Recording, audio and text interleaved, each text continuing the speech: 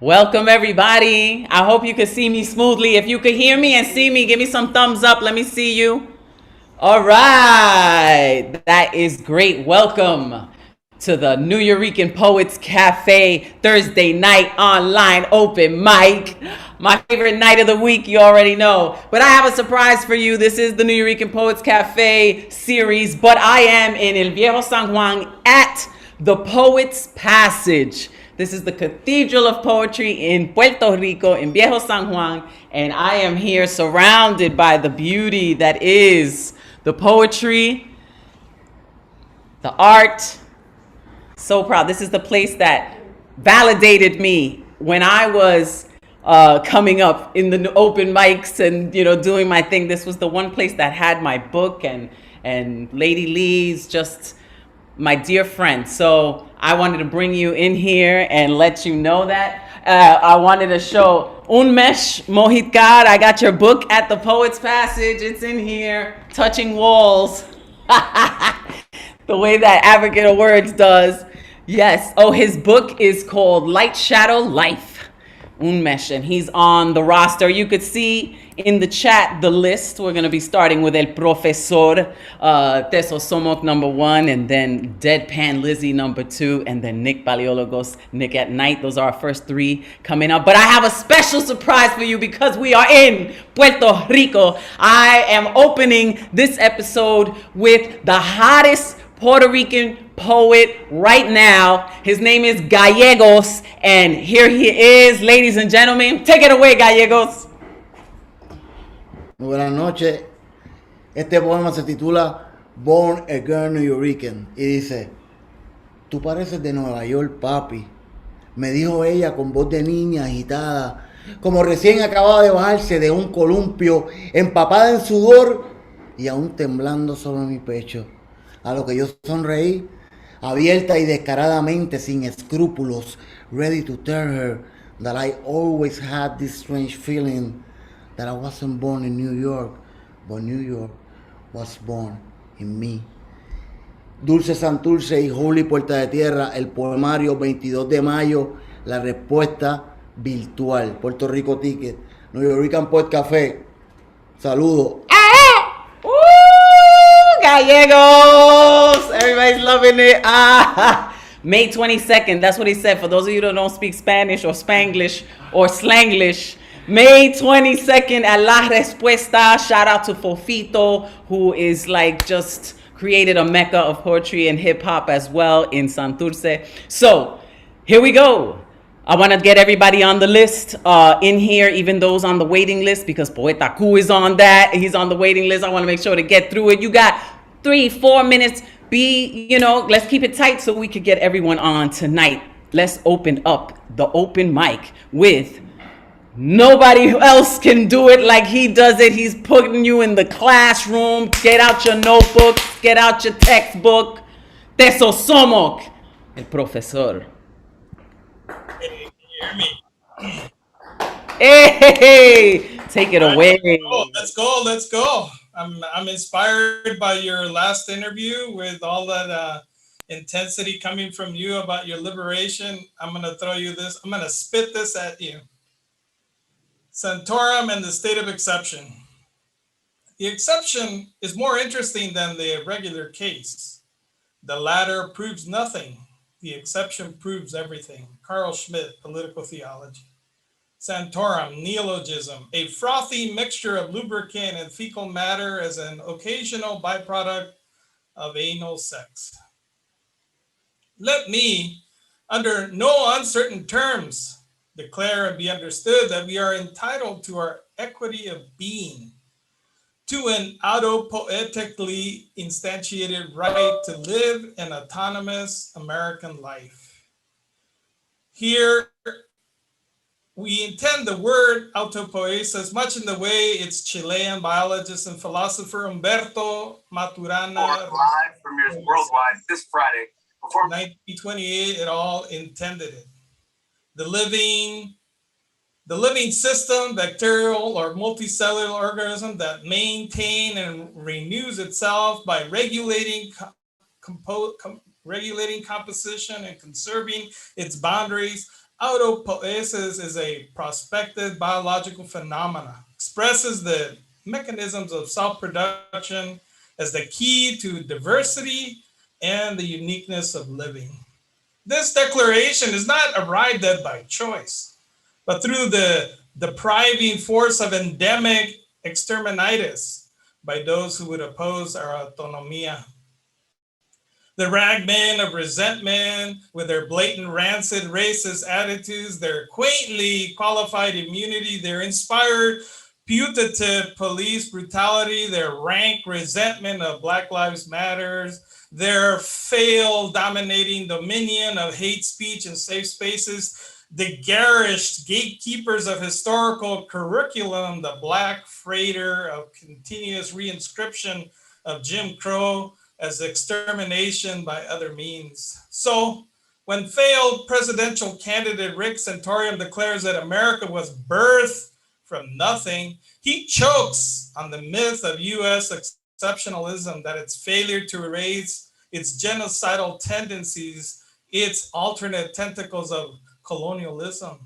The fallacy of tabula rasa, or a blank slate, rests on the fallacy that we are solely the product of our upbringing and experiences, that we can project our own needs, desires, and beliefs, downplaying the effects of genetics, biology, epigenetics, contingent historical materialism, and the development of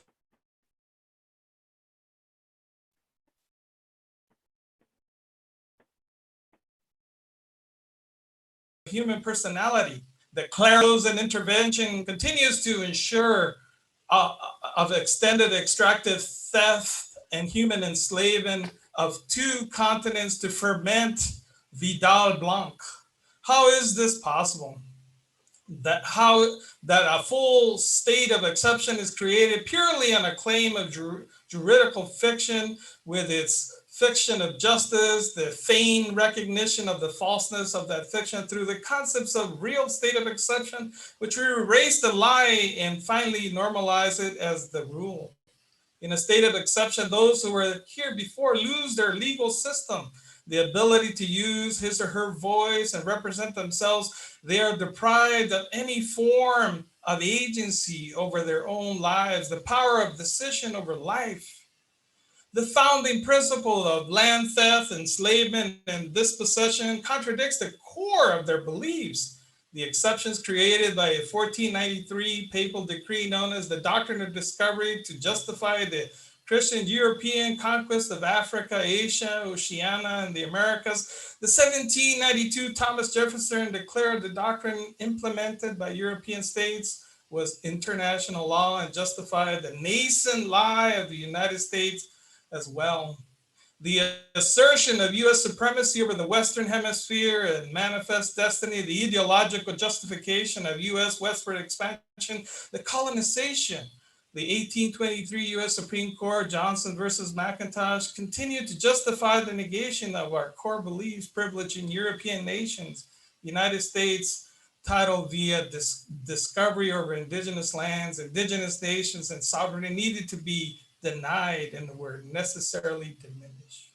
Within a lie and the state of exception, the boundaries of power threaten to destabilize the law over one's humanity and the choice of life or death. Colonialism is a machine of war, a bureaucracy, administration, above all, of power. An expressive abstract machine with enormous power, imaginary machines of fantasy, desire that constituted socially. Colonialism is a desiring machine with unlimited appetite for territorial expansion, for endless growth and self-reproduction, for making connections and disjunctions, continuously forcing disparate territories, histories, and people to be trussed together like foreign bodies in the night. The denial of their core beliefs, itself the instrument that produces its own darkest fantasy. The unlimited, ungovernable fertility of phantasmagoric, unnatural unions.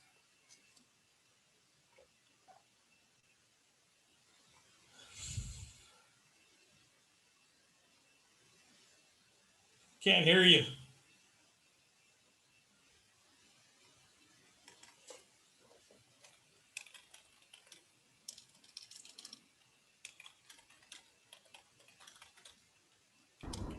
Teso Somok. Thank you for that expose on exterminists. You got a couple of names. Somebody put Mr. T. I think Unmesh called you Mr. T now. And Poetaku said protezor. Thank you. Teso Somok, let them know if you have anything else to say, and we're gonna keep it moving, keep it grooving Keep it moving, keep it flowing, say again. keep it rolling. Okay then. Gracias, profesor. Apple for teacher. Now let's go to Elizabeth Strauss, aka Deadpan Lizzie.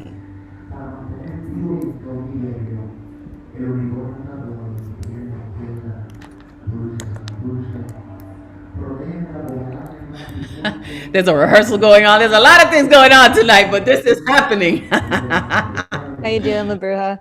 Hey, Deadpan Lizzie. Good to see you. I enjoyed your poetry very much last night. Oh, thank you for being there. What a wonderful circle that was, right? Of support and honesty and truth. That was healing stuff. Thank you, Deadpan Lizzie.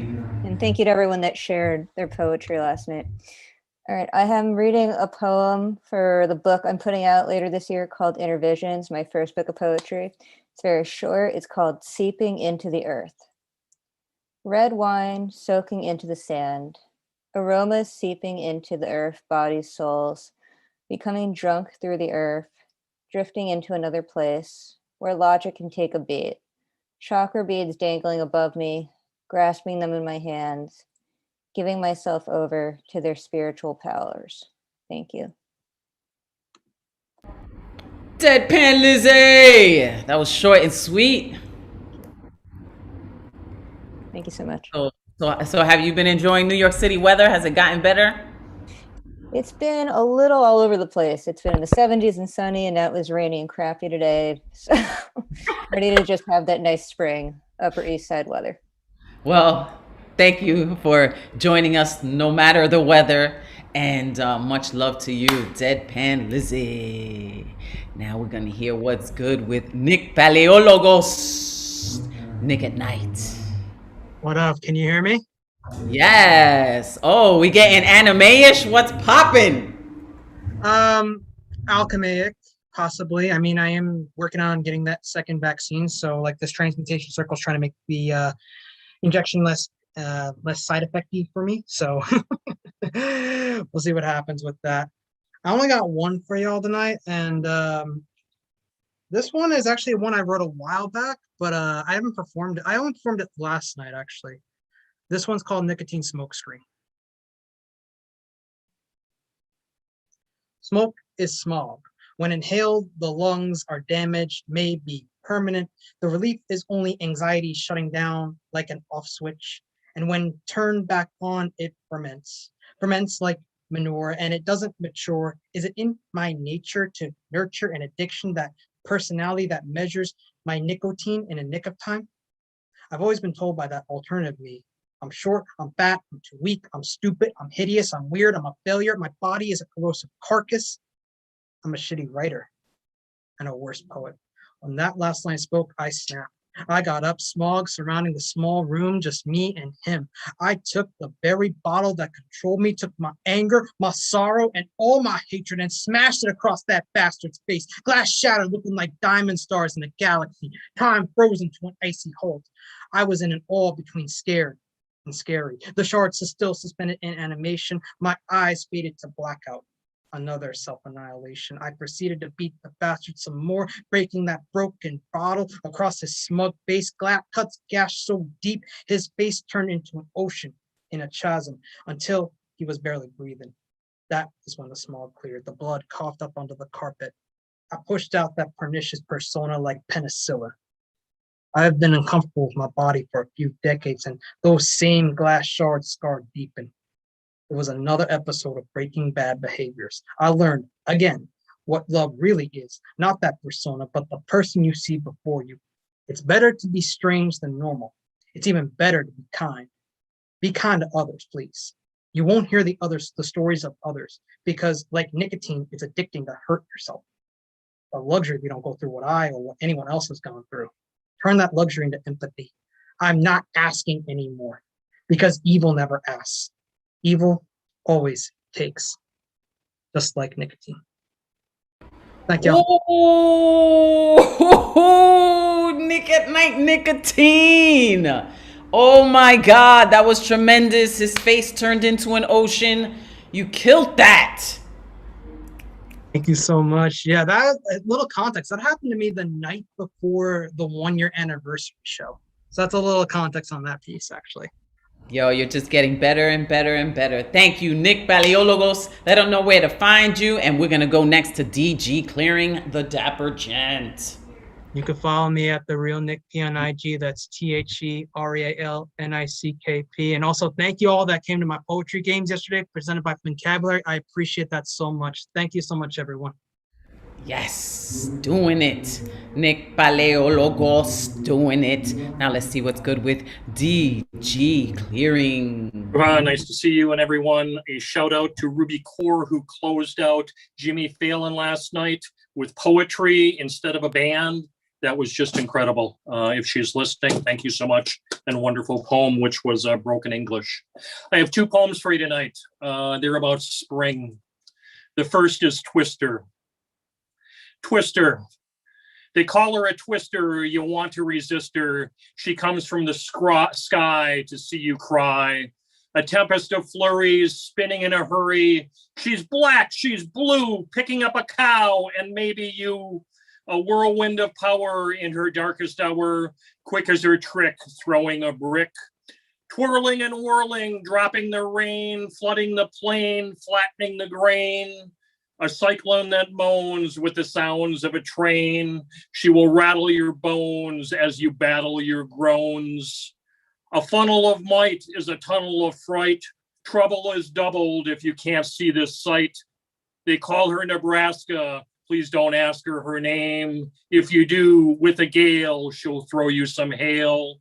Her name is a twister. I'll never miss her. Straight from the sky. Please don't let me die. My second poem, Again Tomorrow.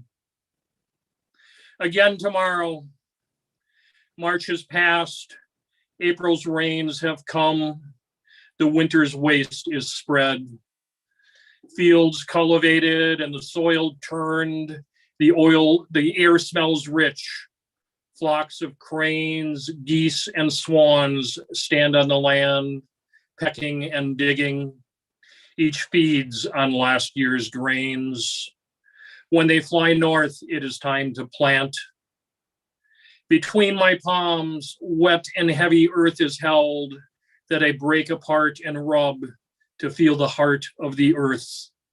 What I hold is our dreams. On the night before last, it snowed. Acres turned white, and by midday, the snow had gone. Nature teases the last of the week. Let time pass its anger and wait for your reward. Showers come, tilled trenches fill. Sunshine breaks the clouds. Rays dry the earth as prayers are said. Wings have gone to the sky.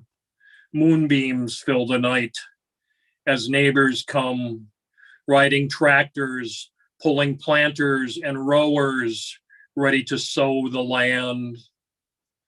The dawn is coming. We feed them a big breakfast, eggs, bacon, sausage, ham, potatoes, biscuit, milk, and coffee. We help to plant each other's field. Today we do ours.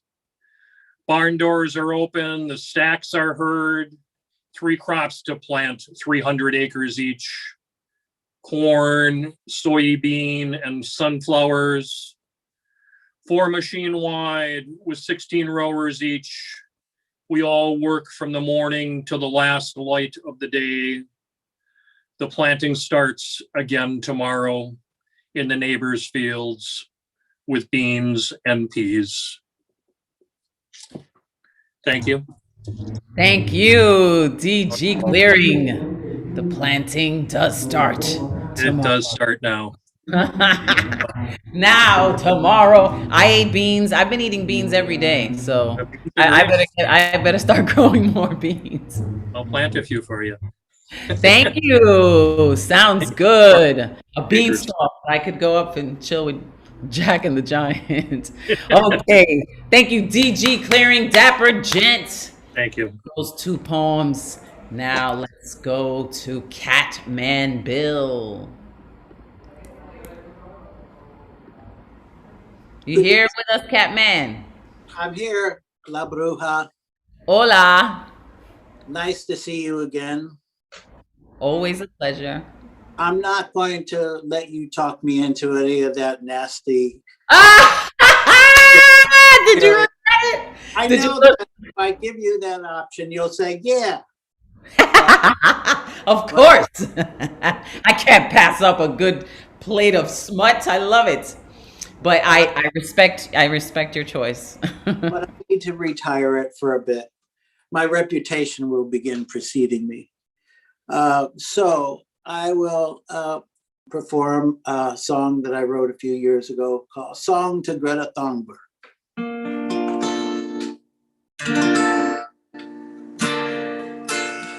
I am Greta, I'm just 16. I should be in school today. Instead I stand here before you, disappointed with your stagnant ways. We have come here to let you know that change is coming soon.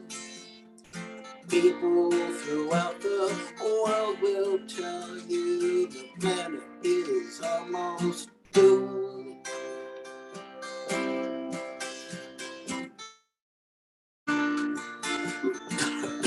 Mass extinction all around us. We're not here to beg you to care for our future, as you have ignored us all too soon.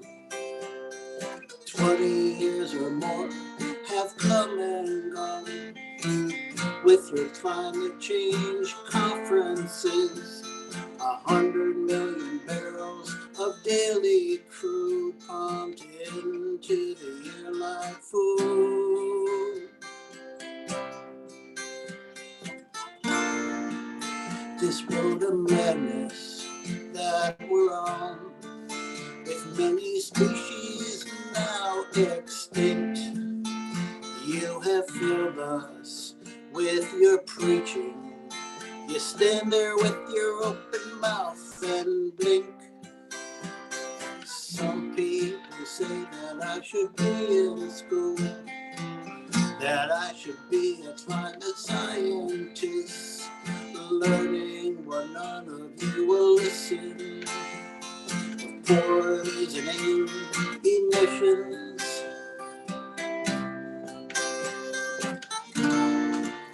The climate crisis is now resolved.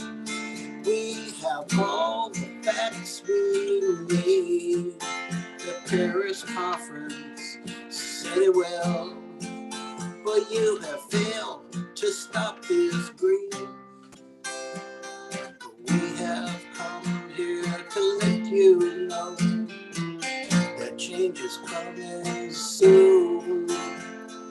People around the world will tell you the planet is almost doomed.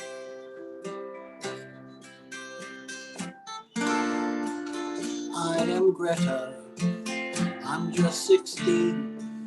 I should be in school today. Instead I stand here before you, disappointed with your stagnant ways.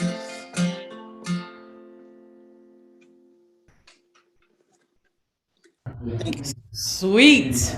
Catman Bill.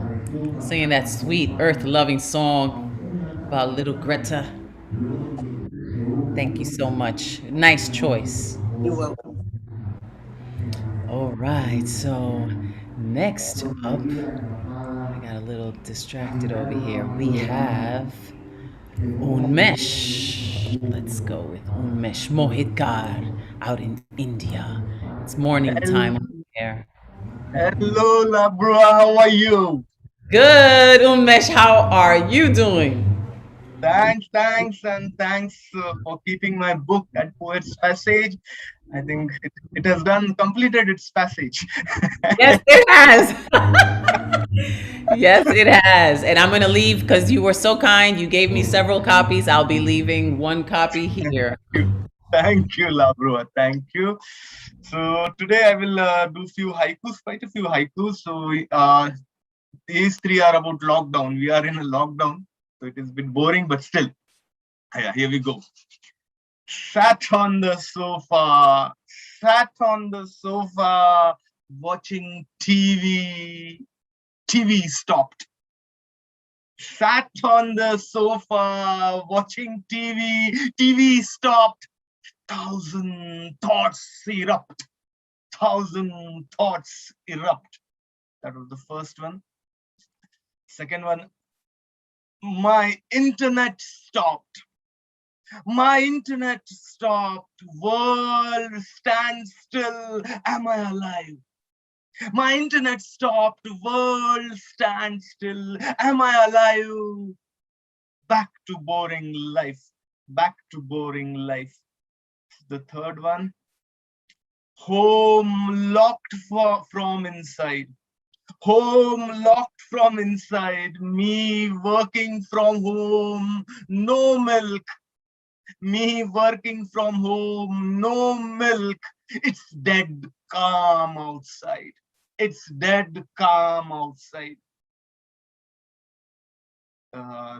There is, okay, next one.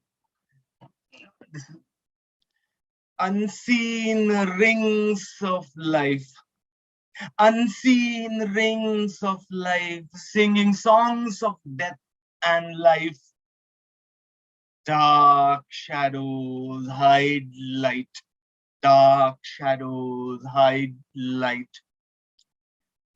Veiled stars hurting life.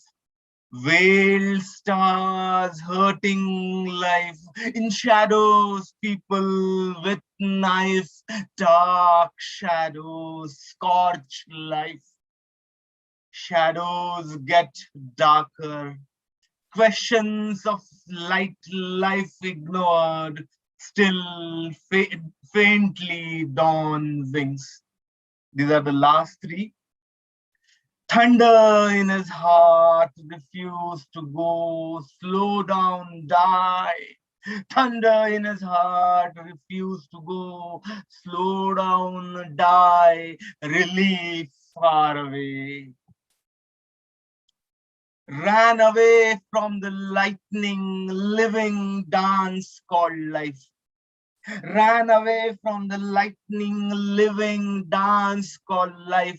Shocks of life, scalding. This is the last one. They hated his guts. Lived life fully, dawn to dusk. Watching, they go nuts. Yeah, thanks a lot. Thank you very much. You can follow me on Unmesh Mohitkar, IG and FB.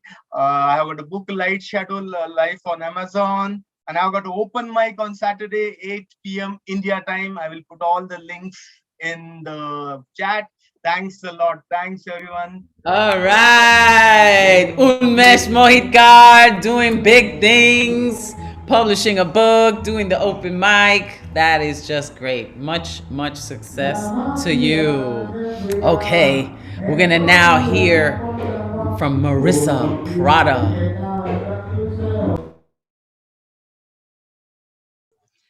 Hola, la bruja, la bonita de mi corazón. Hello, beautiful. How are you?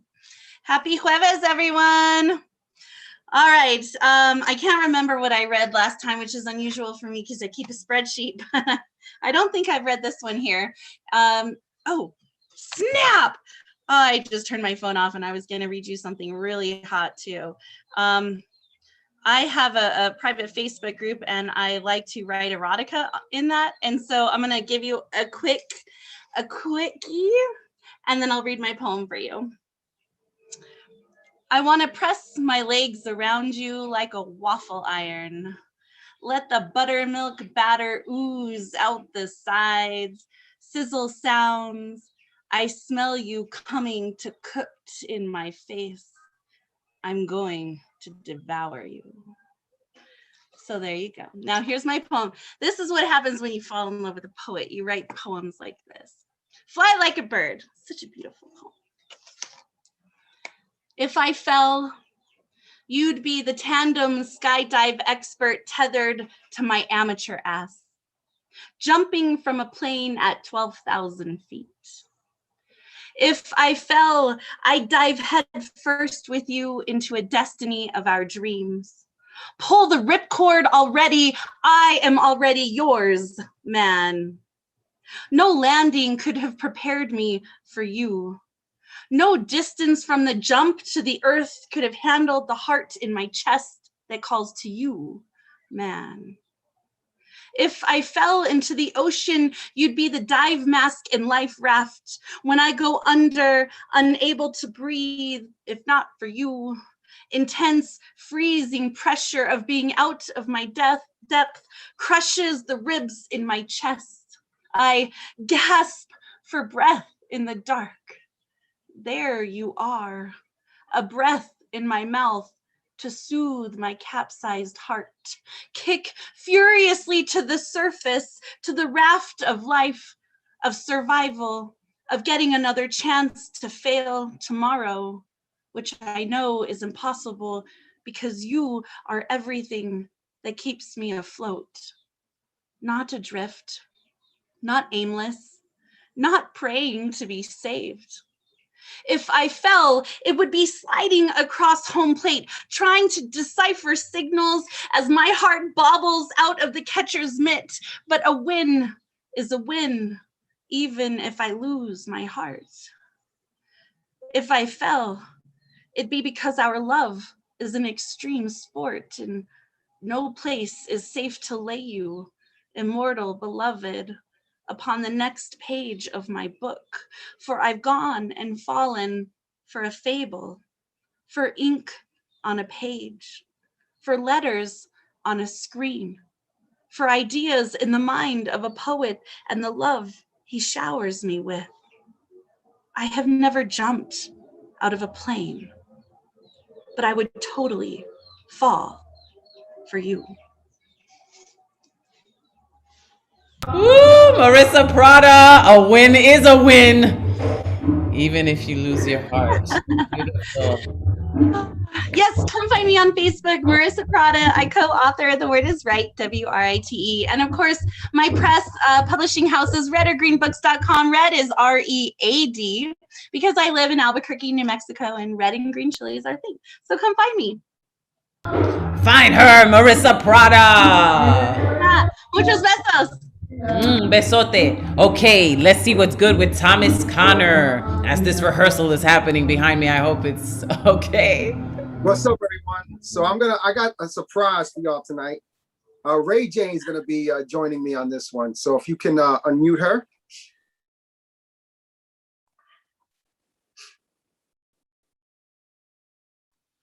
What's up? What up, Queen? What's going on? What's going on, sister? I gotta get my big mic. I gotta get the big mic. Hola. Damn, that is a big mic. Pulling out the big guns. Uh-oh, it's about to be a duet between Thomas Connor and Ray Jane. Woo! I'm ready, boo. Whenever. All right, here we go. We like magic tricks, hoping some rabbit pops out of a box, gifting us with some Lucky Charm shit. That's what happens when we have been given nothing to shine on.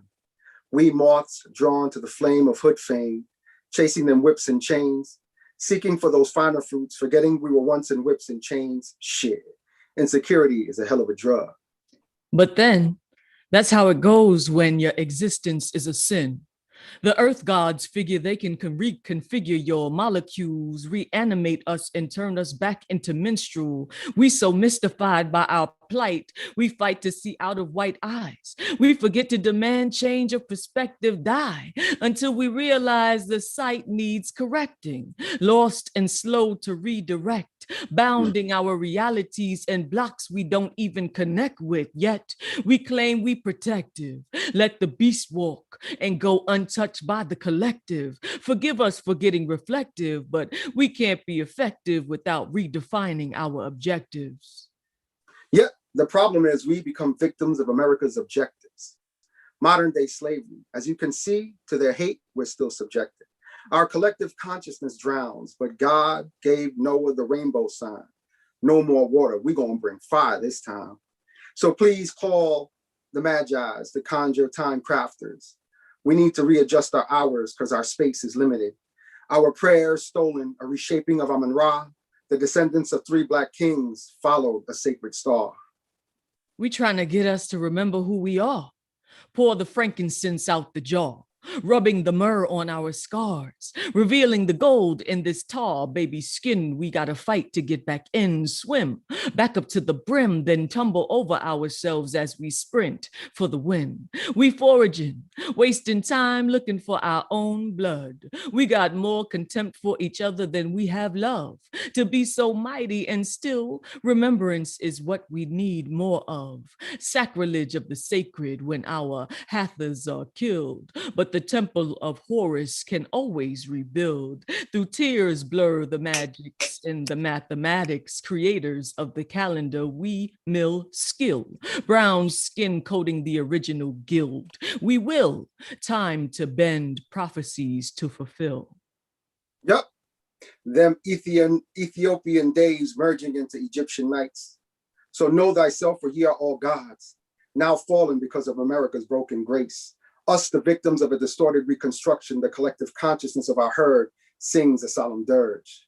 The descendants of the nerve of Nazareth, so like the Nazarene, we are resurrected. Rising from our ashes ought now to be expected. Us, the people of sand, we combust to adjust our dust. Us, the hope of 3 murdered little girls, the shape of kings that followed sacred stars, Yeshua born on an Ethiopian night. So know thyself, for ye are all gods. Peace. Oh, the duet. Thomas Connor, Ray Jane. How has this come about? How has this duet happened? We were just talking on Messenger about, each other's work. And I was like, I sent something to her and she was like, yo, you can make a poem out of that. So I said, let me go ahead and work on it. And then I got the idea, it was her idea. So let me just bring her in. And nice. And that's how you do poetic collaborations. Thank you, Queen Ray Jane. We will be seeing you again at the bottom of the show for your solo. Thank you, Thomas Connor. And thank you for creating that and for inspiring that. It's a beautiful, beautiful piece. Thomas, you're so dope. Happy belated birthday. Thank you. Thank you. I'm 21 again. I'm sticking to it, yo. All right. So here, let me drink this scotch for you. Salud. Salud. Woo! Okay, now let's see what's good with Michael Sindler. Hello, everybody. Actually, this is the first time in 402 days I actually went outside and walked around and took the bus and did all that, which was interesting, but I'm now exhausted. But be that may, it's kind of neat being back out in the world. You'll note that I put a bunch of stuff in the chat as far as stuff I got going on, and to let everybody know about Lighthouse Riders Lit Fest coming up, because really worth checking out. I'm just going to do some really short things. I'm going to do a couple food pieces and then one more. This first one is Breakfast, an imitation of Fall by Mary Oliver, because Why not steal somebody's swarm completely? The fresh eggs, yolk and white froth together as whisk sweeps smooth ceramic bowl. Schwick, schwick. They tumble like a wave onto hot buttered skillet, expanding, elastic, elliptic, bubbling beaten ovum, a xanthus-hued swamp of coagulating protein, unfertilized gift of hen's exertion, browning on the bottom, then flipped, then folded over, encasing shredded cheese, the plating, then the surface, laying the simple feast before the beloved. And this one is a little closer to food porn, so Marissa should like it. Not that kind of porn, but just stay tuned. It's called Tangerine.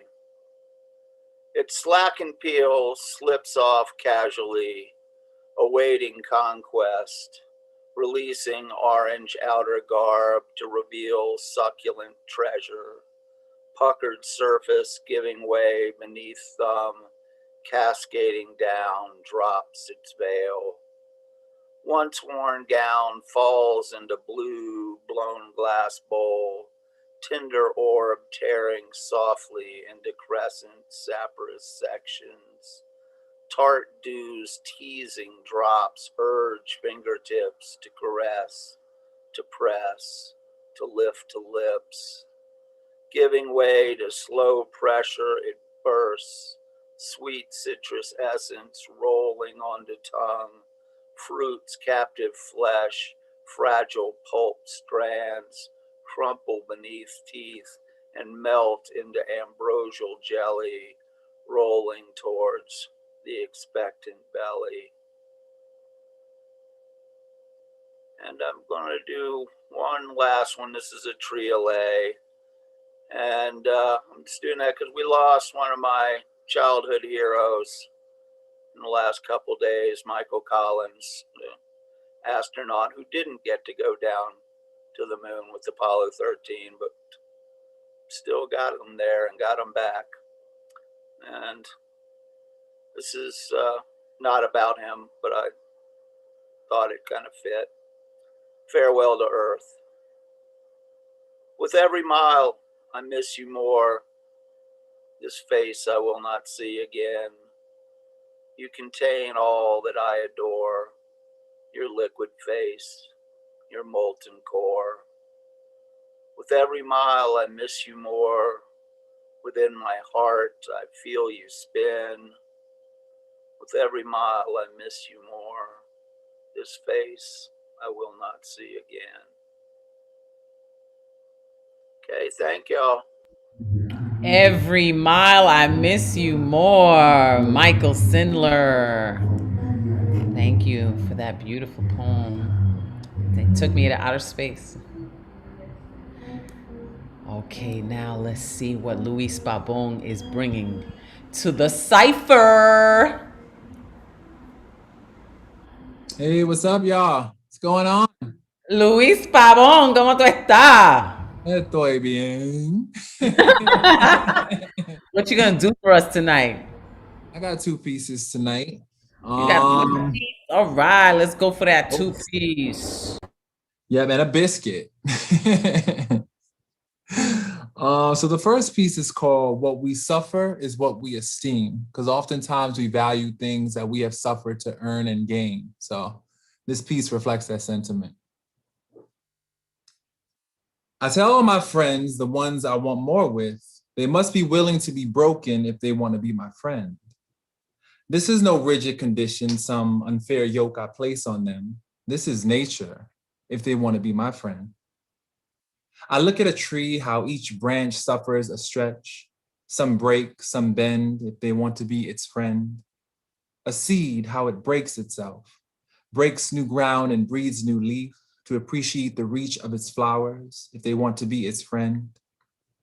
In everything, there is a season of suffering, a measure of torment, some necessary woe, if you want to be a friend. You must be willing to be broken, to endure the changing awful, to live at the end if you want to be my friend. So that's the first piece. And my next piece is called The Only Star. Sometimes you meet somebody and you wish that you were the first one to meet them before the world got to them. But it doesn't always work out like that. And sometimes they needed that experience to appreciate you more. So this piece is called The Only Star. At night, I look up at the sky, watch the stars flash their teeth, shine and bite the world with their beauty. At night, the boy lay beside me. I hold his life closely as we pour more into each other's bodies. I wonder hot in the cool night air if he is like the sky, if his flesh has seen more stars than the sky, reconfigure constellation years of light. At night, his touch burns so bright, leaves memory within my bones. He has made a home in me. I have learned to fly. Some days, I wish I were the only star that knew his sky. But maybe his touch wouldn't burn as bright. Maybe memory wouldn't grace my life. Maybe it would be too dark for him to find my light if I were the only star in his sky. So that's everything. If you want to follow me, I'm on Instagram. You can see some pictures. Woo, Luis Pabong! I definitely follow you on Instagram, and it is lovely in so many ways. Thank you. You know, I swear, like in relationships, like being in a relationship with you when you're reading somebody must be like the craziest because you're just so real, spot on, and like it's just tremendous. I love your work. I love it. I love it. I love yours too. Thank you so much. Luis Babong. Okay, and now we're gonna hear from my favorite preteen poet. Let's go with Nisa. Hi. Hi, Nisa. How are you? I'm doing great. Great to see you. You made the list. Ooh. Boom, boom, boom. What are you gonna do for us tonight, Nisa? Okay, today I think if I have time, I'll do two, but first one is about how we all did drugs as kids. Nisa! Nisa, you crack me up. I love it. Nisa, it's so funny. And whenever and Nisa's in the room and someone does a dirty poem, I put in the chat, Nisa, close your eyes. Take it away, Nisa. Oh, I'm open. All right, I think we all did drugs as kids, whether that be sugar or chalk dust. At my school, people would crush up rocks into chalk dust and use it for their sweaty hands on the monkey bars and some other stuff that I can't disclose for legal reasons. But making chalk dust happened so often that the teachers had to make a rule against it because there were so many kids crushing their fingers and getting it in their eyes. I participated in crushing up rocks and making chalk dust in secret. And if you looked at us without context, we would totally look like a drug cult. And can we talk about Sharpies? I've had multiple friends claim they got high off Sharpies, and at that age, they acted like it. I never liked the scent of Sharpies, so I have no idea. But as usual, I'll end off with a moral. Don't do Sharpies, don't snort chalk dust, wear your hydrated, and stay seatbelt. All right, I'm going. The next one. Wait.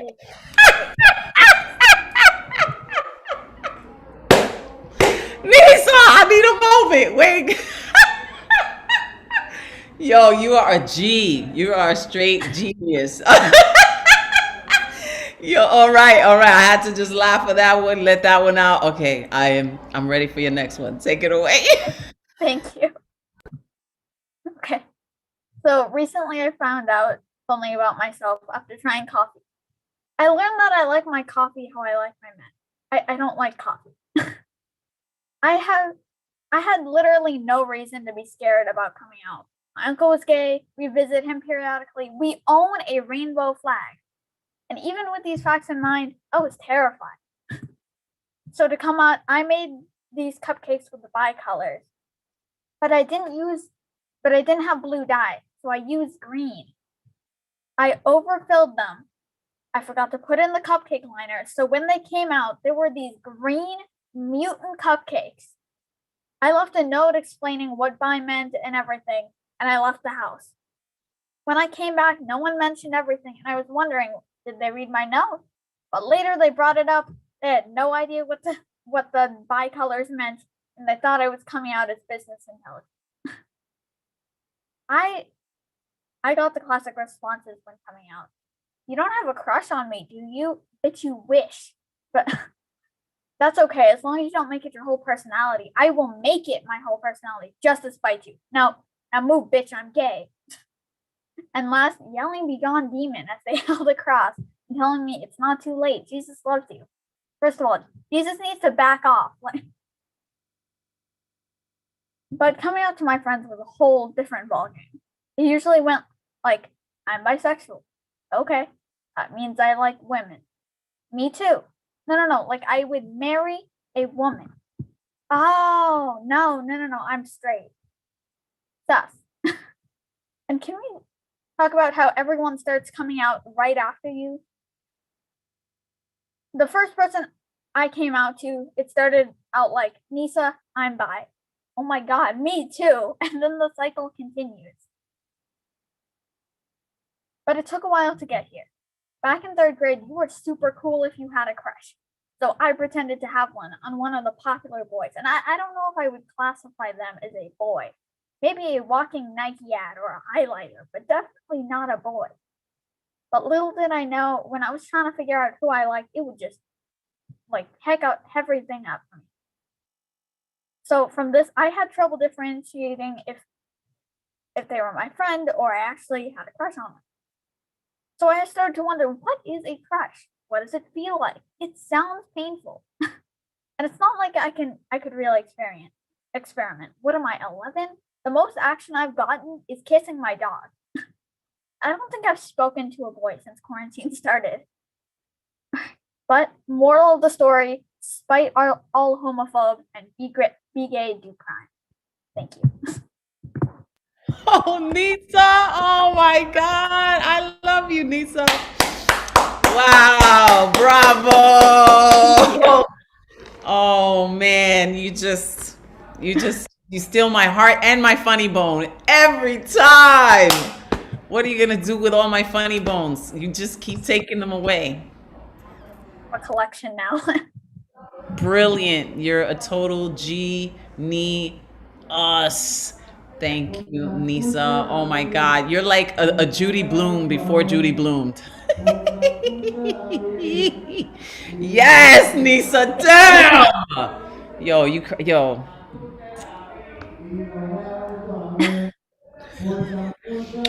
Thank you, Nisa. I hope you make the list next week because that was the bomb. This is the realest. I'm telling you, wow. I'm just blown away that I didn't even notice who is next. Nisa! Yo, I was cracking up. That opening line with the cupcake and then the green and the. Nisa! Jesus, too damn cool, man. I hope everybody witnesses the growth. It's just immense. Okay, here we go. Now I see who's next.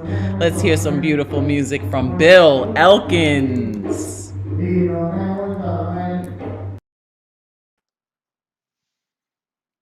La Bruja, how are you? I'm Bill from Long Beach, and I'd like to do an original. And because of the number of people participating, I picked a short one. Anyway, the name of the song is My Diamond in Black Velvet. It's a song that I wrote about my sister's dog that she had to put to sleep after 15 years. It was a pretty sad occasion. The dog's name was Francine Blanche. She liked to give long distinguished names to her dogs. But anyway, here it is. Hope you like it. If I could weave, I would. If I could weave,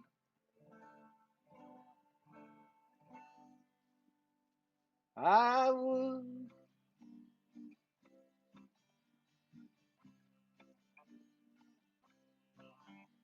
I kissed you quickly, afraid of your body. Bill, I don't In hear the turn, guitar, Bill. you don't? No, do you guys hear the guitar? Oh, okay, a little. So maybe it's because it's I'm because sorry. no, I think it might be me. Does everybody else hear the guitar? Let me hear see hands up, or is it like super low? Okay, They hear okay. it? Do they hear it? Okay. Let me try it again. If if I could weep, I would. If I could weep, I would.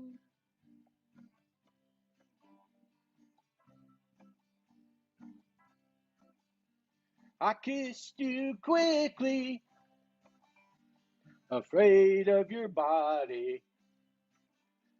In terminal sedation, rest my traveling animal. Like a diamond on black velvet, silent as air and still as stone. If I could weep, I would. If I could weep,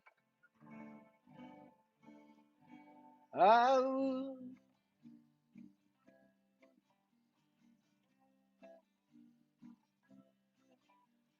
No longer greeting, 4 feet heavenward. Time to lick the wounds of mortal agony. Find meaning to your loss, like a diamond on black velvet. My beast with cause, my beast with purpose. If I could weep, I would. If I could weep, I would.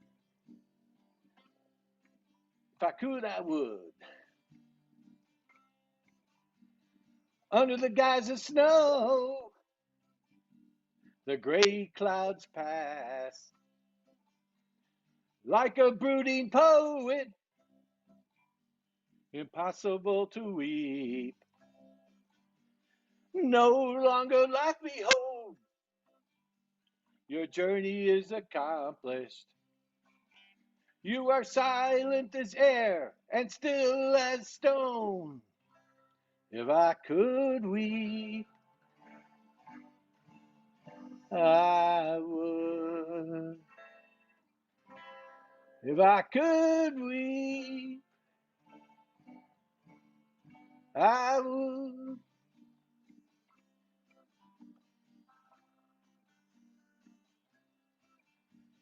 Glance the others wistfully sigh and are confused and restless. Your absence leaves a void which they struggle to overcome. You are their diamond on black velvet, 'cause they love and miss you so. They are silent as air and still as stone. If I could weep, I would. If I could weep, I would. I would.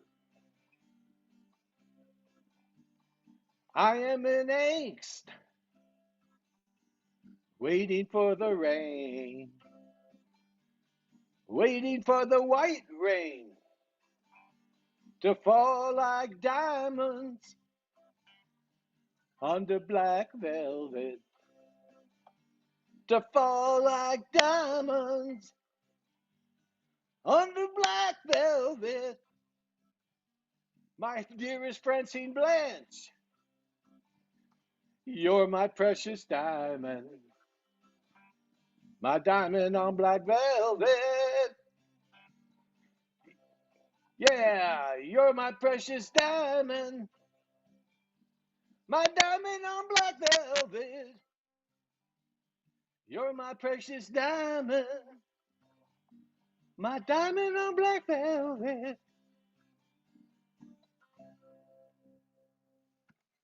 Thank you. All right. Thank you, Bill. Thank you so much. The guitar was a little low, but that was a vibe. You were in it, like they say, entregado. You were just all in it. So I even got into the diamond on black velvet in my air guitar. Yeah. I'm glad.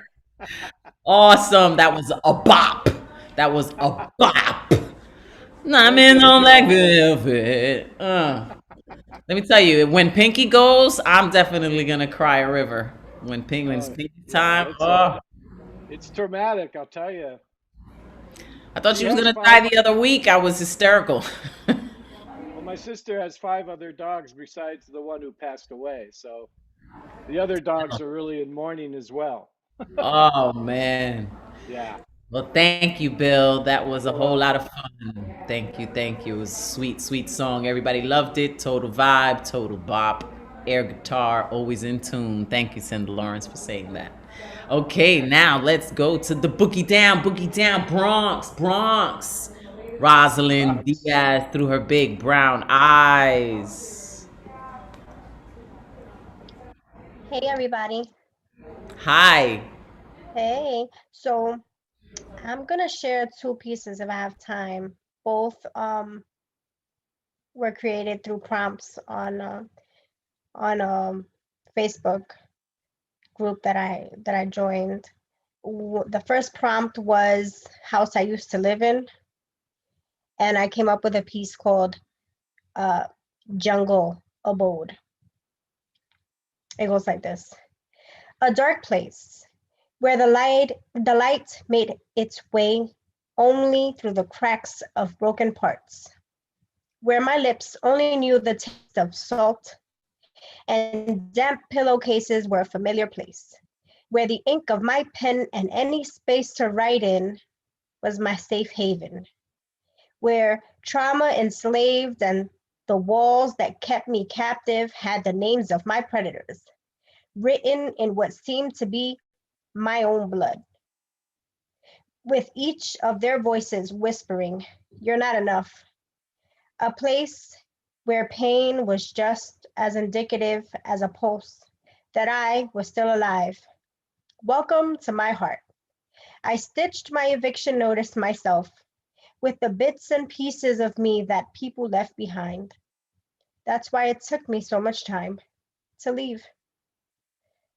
That's the first one. And the second one, the prompt was Broken Bowl, and I came up with a piece called Golden Philosophy. We came into the world a clean slate, but there's no debate that time only promises wear and tear. Innocence traded for experience, inevitable robbery. Clean canvas turned masterpiece at an art gallery. Leave it to the Japanese to make use of broken pottery, repairing, mending all the flawed parts and calling it art, mixing and dusting silver and gold into the crevices where the hourglass challenges karma in a game of who's the real bitch and actually wins.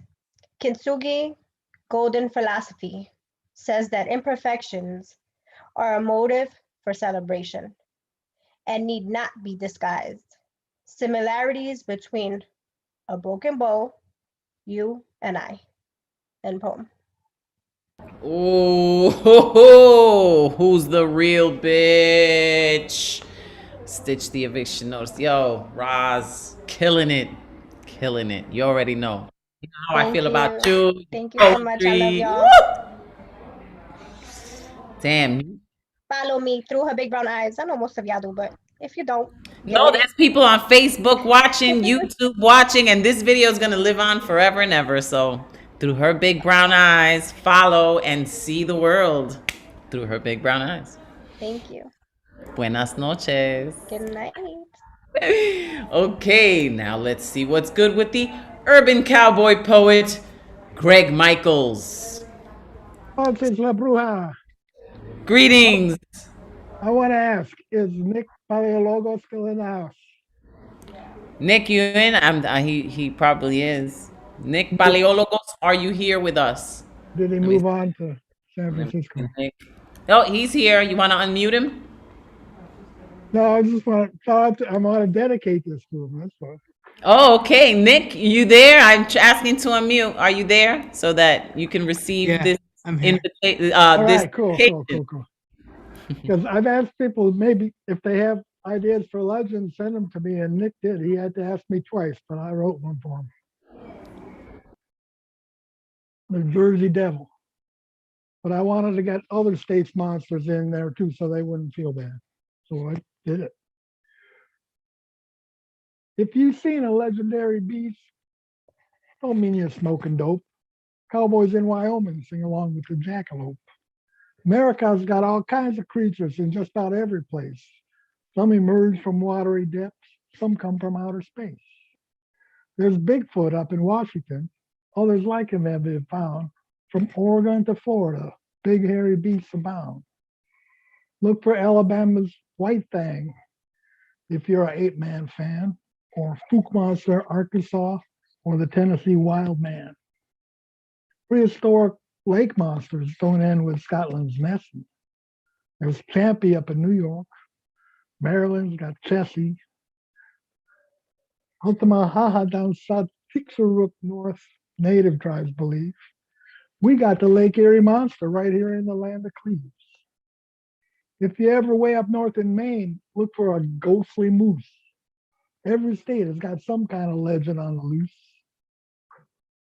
There's vampires, pig beasts, aliens, dragons, but on the evilest level, the 300-year-old Satan spawn they call the Jersey Devil. Back in 1735, according to the lore, Mother Leeds had 12 children. She didn't want no more. When she got knocked up one more time, she laid on in a curse in the presence of the midwife, her 18th century nurse. She had told her husband to stop fathering and to leave her alone. This cursed child, it won't be yours. It'll be the devil's own. Number 13 came out normal, but as soon as it was born, it grew a tail and hooves and wings and a goat head topped with horns. Then it screamed and whipped its tail. The children it was scaring till it flew up through the chimney and escaped to the pine barrens. That region of South Jersey where robbers and lowlifes roam is a perfect inhospitable place for a devil to call home. Devil sightings through the years have New Jerseyites convinced that the monster is immortal these 3 centuries since. 19th century reports, there were 19th century reports by notables, one after another, like Commodore Stephen Decatur and Napoleon Bonaparte's brother. By the early 1900s, devil hunts were keeping steady, with rewards offered by newspapers and cages at the ready. Devil culture's alive today. There's board and video games. There's even devils playing hockey, but I don't think they're the same. Every state champions its own legend. The competition's serious. California's dark watchers are by far the most mysterious. Chupacabra preys on Texan stock. Sasquatch might be the hairiest, but New Jersey folks can feel real proud. Their legend is the scariest. Gracias, thank you. How's that, Nick? Nick loved it. He is loving it. Thank you for that. Well, everybody else give me a suggestion of it. That was more like folklore than urban legend. The Chupacabra was in Texas, but actually the Chupacabra is from Puerto Rico. in Texas too, apparently. Well, okay, Puerto Rico's got. I didn't get every state. That was cool though. That was super duper cool. I have some friends that live in Jersey, and unfortunately, I've heard them describe Jersey as the armpit of America. It's terrible. Well, I this Thursday, another poem I did on Monday, so I'll get painted back. I love it. You keep doing it, Greg Michaels, the urban cowboy poet. Keep dissing Jersey. Nah, man, you can't diss Jersey. Jersey is beautiful. I have had some really great times in Jersey, at the shore on the other side, seen dolphins. First time I saw dolphins. Yep. It's beautiful. So Cape May, that's where I went to. And Somebody says Chupacabra is in Mexico. Yeah, it's all over. I swore it was like from El Yunque, because they say that aliens land in El Yunque and that the whole Chupacabra began there. Mention Nessie. I gotta look into it. Somebody said Nessie. I did mention Nessie, but it's not in America. We all gotta do our monster research. But thank you so much. Okay. Who do we have next? I lost it again. Getting all caught up in that folklore. Urban Cowboy Poet. But next time, Urban Cowboy Poet, I want you to clean the lens on your camera. It's a little blurry for my taste. I want to see you clearly. Oh, I know who's next. Cinda Lawrence. Here we go. Unmute. Hi, everybody. Oh my God, I love urban legends. Thank you, Greg. Oh God. I love you people. I cannot even express. I get so excited. My heart, I swear, the love and talent and passion and wisdom and holy crap. It's like you don't get all this in 1 hour in your life, like ever. You know what I mean? Like not ever. So it's like I come here and I'm like, holy crap. It's just so wonderful. I'm sorry, but it's just so wonderful. It makes me nuts, but yeah, I love it. I love it so much. Anyway, this is a little bit different style tonight than I normally do. And, I love, as a writer, I love words, but as an actor and as a person, I'm fascinated by the voice, the human voice. So this is about the voice, not the TV show, but that too, that could be too. So here is the voice. Profound is the sound of the human voice. Loud, soft, squeaky, breathless, deep, panicked, choked, and bereft. Word upon word upon word upon word, upon silence, upon frown, or grunt, or laugh, or sigh. Music or monologue, song or stanza. A deluge of words from the heart or the mind or the ass. Opinion or oratory, truth or lie, wise or inane. The voice rises, ebbs, and flows in a wave of passion, persistence, or indifference. Pitch high, pitch low, pitch underhanded, rapid and rushed, or slow and slithering. Tone is everything. The truth or the lie, the fake or the authentic. Words dance and jig and jog, seduce and slander, overpower and underwhelm. Tone, tone, tone, tone. Swimming through words, over, under, above, below, between, around and around, in and out and through. Thought travels, pauses, or recedes. Urgent momentum, pushing, pushing, pushing, or surrendering. A whisper or a shout. Meaning nuanced in tiny inflection. Pause. The word pause. The wordless pause. A question, an exclamation, both. Deep feels real. High feels grating, untrustworthy. Words or tone, by which shall we judge? Shall we judge? We shall judge.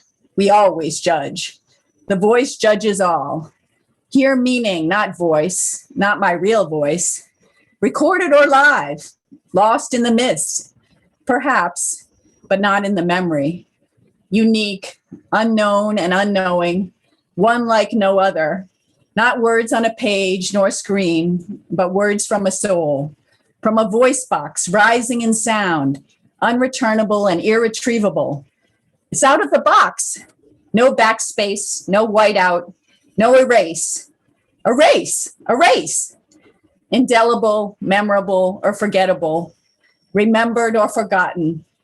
By the merits of the soul, the speaker, the voice, the vehicle of regret, pain, winsome and winning, nonsense and annoyance, speeches and speculation, swears and slanders, sweet sentiments from confused owls, barely a thought before it is a creature, remembered or forgotten, but never returned, powerful when heard, wasted often. The words are right, but the tone is off. Tone, again and again and again. Tone rules, tone defines. All shall rise or fall on tone.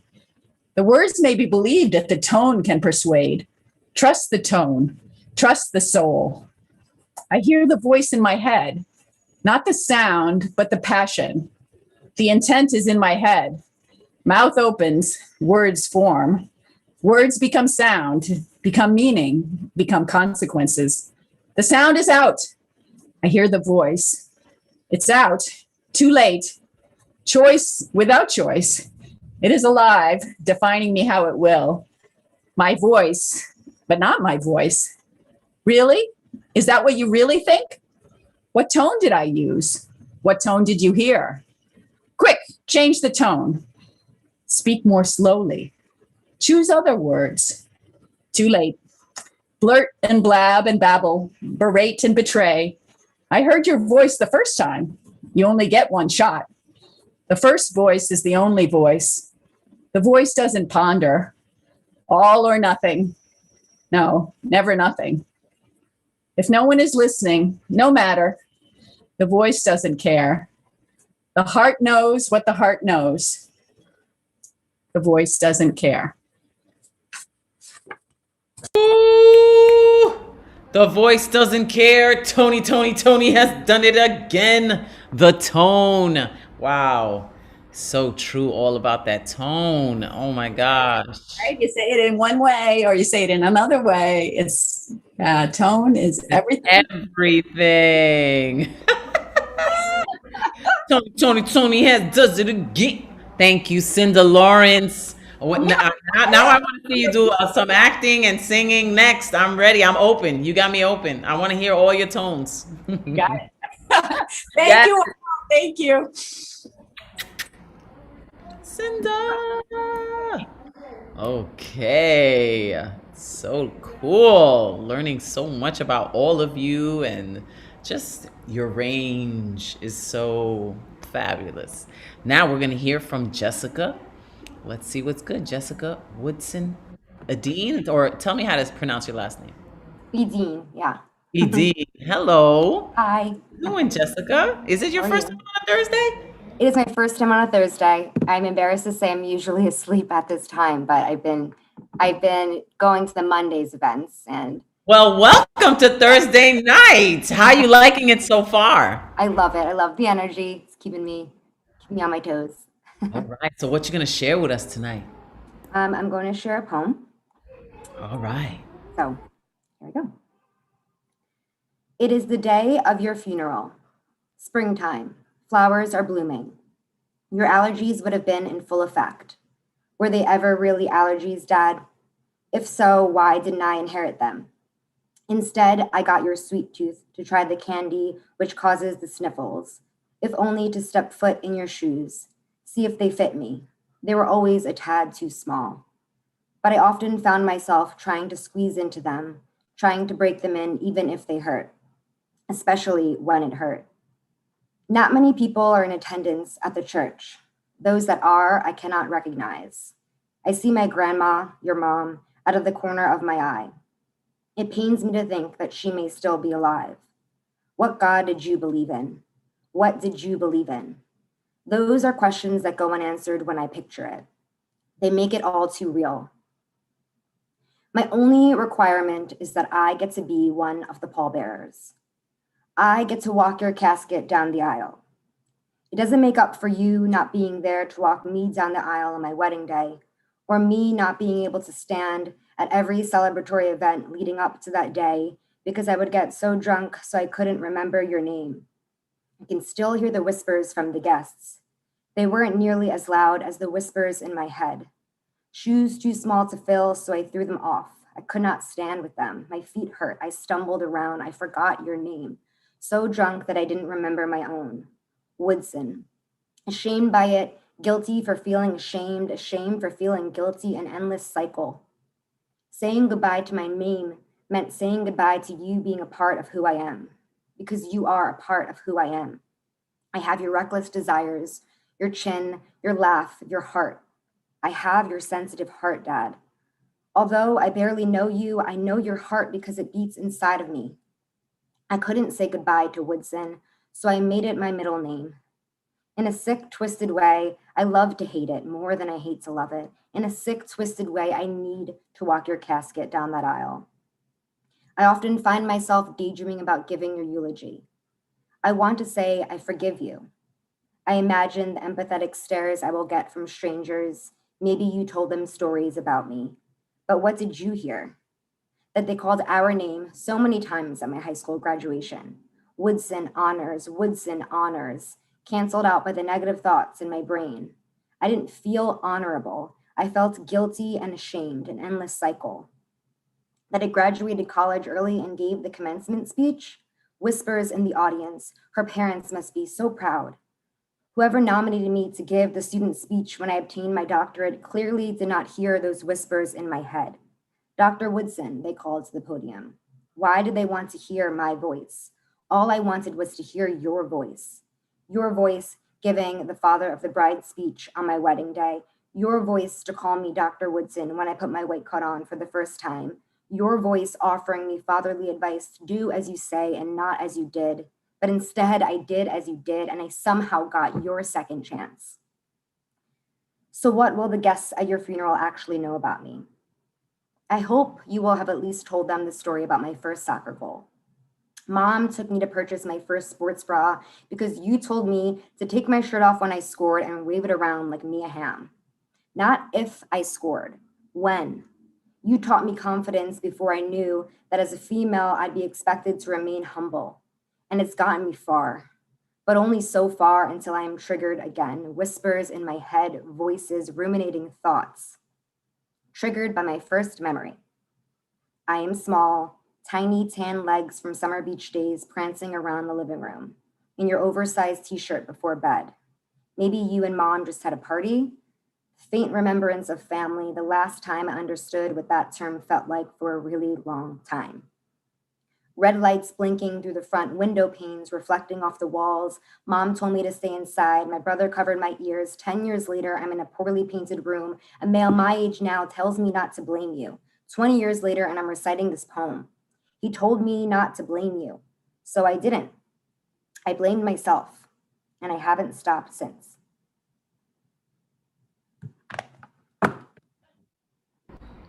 Yo, that was the realest shit I have heard since That feels Nissan. That feels good. That was amazing. Wow. So powerful, so raw, so real. You could see in the chat everybody's reaction. Please let us know how to follow you and please come back on a Thursday night. Okay, I definitely will. You can find me on Instagram if you'd like. It's Jess playing it by ear. Ooh. Ooh, yo. Thank you. Flames. Straight fire. Straight fire. Thank you, Jessica. Wow. First time on Thursday night, and that was lit. I appreciate your hype. You're a great hype woman. I'm so down for it. I'm ready. I'm ready. I got dance moves and everything, and it's International Dance Day. Okay. Jessica, go Jessica. Much love. Okay, now let's see what's good with the foreman, fireman, foreman, Eddie, the fireman, foreman, bringing the heat to the foreman grill. What's good? Mr. Poetastic. All good in the hood. Bonita Bruja. Gracias. De nada. Oh, actually, muchas gracias for having me here. Everyone did a poetastic, prolific, and incredible job. Woo! Everyone did such a smoking job. I love it. I got two pieces. I got a poem that I did for Diddum Day, and I got another erotic poem. So which one do you want to hear? It's all up to you. It was erotic or what? Erotic and a Denim Day poem. Denim Day. Let's go for the Denim Day because that was yesterday and that's an important day. So let's hear that, please. Sure, no problem. This is called Feminine Flower. Please see me. Please don't weed me. Please grow me. Please don't shrink me. Please hold me. Please don't pluck me. Please light me. Please don't shadow me. Please water me. Please don't dry me. Please feed me. Please don't starve me. Please rain on me. Please don't storm me. Please soil me. Please don't pest me. Please shine me. Please don't hide me. Please root me. Please don't cut me. Please love me. Please don't hate me. Please nurture me. Please don't eat me. Please support me. Please don't deny me. Please strengthen me. Please don't weaken me. Please flower me. Please don't deflower me. Please protect me. Please don't harm me. Please heat me. Please don't chill me. Please spread me. Please don't drought me. Thank you. All right. Fantastic. So what's up with that erotic poem though, real quick? Oh, okay. All right. No problem. Like everybody, apparently, of course, Marissa Prada wanted the erotica, and somebody else wanted it too. I think it was the Withdrawn, or somebody wants it. If it's not too long, I'll cut it short. It's a little. Okay, cut it short. Okay, no problem. Circumcise it. All right. This is called Big Bang Theory. Let me move you to my fantasy. Your physique always excites me greatly. As you move, dance, and sway as the blue sea, your perfection, something out of this boring reality. Your skin dipped in flawlessness while I slowly kiss your skin. Your body is my naked, colorful canvas. I can feel your sexual urges instantly transcend.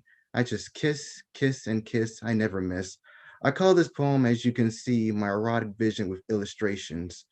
Our love, which makes your neck, breasts, and kisses feel blazing passion. As we move in crazy, steamy, and wild situation, slowly we burn hotter than any stove, grill, or sun. I just love teasing your wet, scrumptious body. Tease you inch by inch by inch as my cute sexual hobby. Watch how you react when I squeeze, lick, and pinch.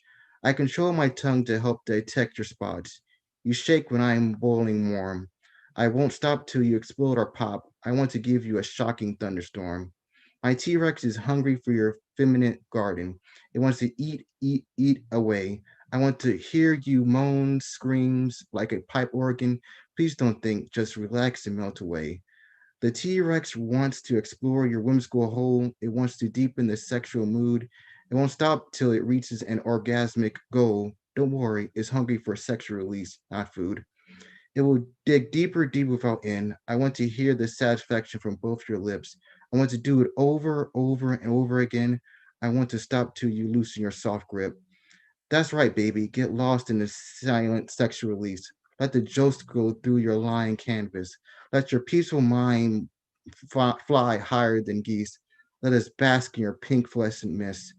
It's a sunny morning. The sun kisses our frames. We both smile in happiness and delight. Yes, we played the midnight game. Now it's time to sleep in the twilight. All right, he got that one off. Book. All right, Edward Foreman, the fireman foreman, putting that poetic foreskin on the grill. Always have to make people sizzle. That's why they call me the fireman. That's right, baby. Staying true to the name, poetastic all day. Thank you, Ed Foreman. Thank you. Yep. Okay, Generalissimo Brian Franco, art thou ready? I wish to apologize to you. Why? I don't have haikus for me amor, caridad. Oh, I it's feel okay. very sad. Oh, that was a haiku. Oh, was it? Yeah. I need to rewind the videotape and count. I just wrote it just this second, sweetie pie. Wow, you are quick. Uh, Love those I the one of realize, those I realize washes. I do have a new piece. Where is it?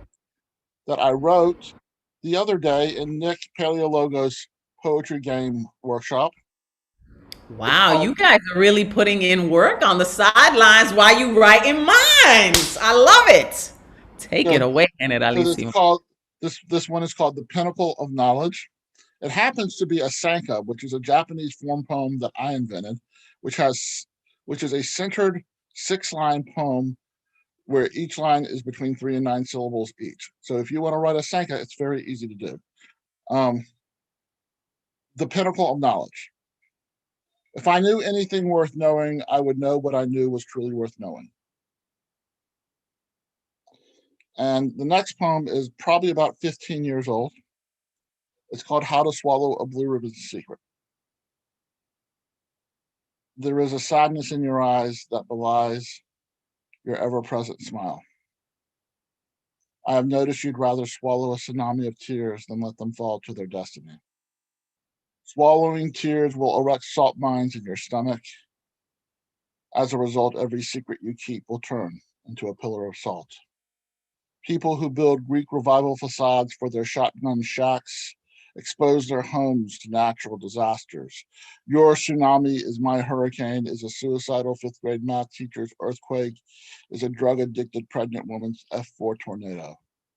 Then there are those who are found by forest fires, burning days on end, turning homes to ashes. But homes are homes and homes will get rebuilt, surely as the sun rises and sets every day. The reason the sun can shine bright during a thunderstorm is the same reason a good cry is best followed by a quick, impromptu laugh. There is a little known secret. Secrets do not exist. Secret is a secondhand word coined by people who believe it is their business to know other people's business that is in no way their business.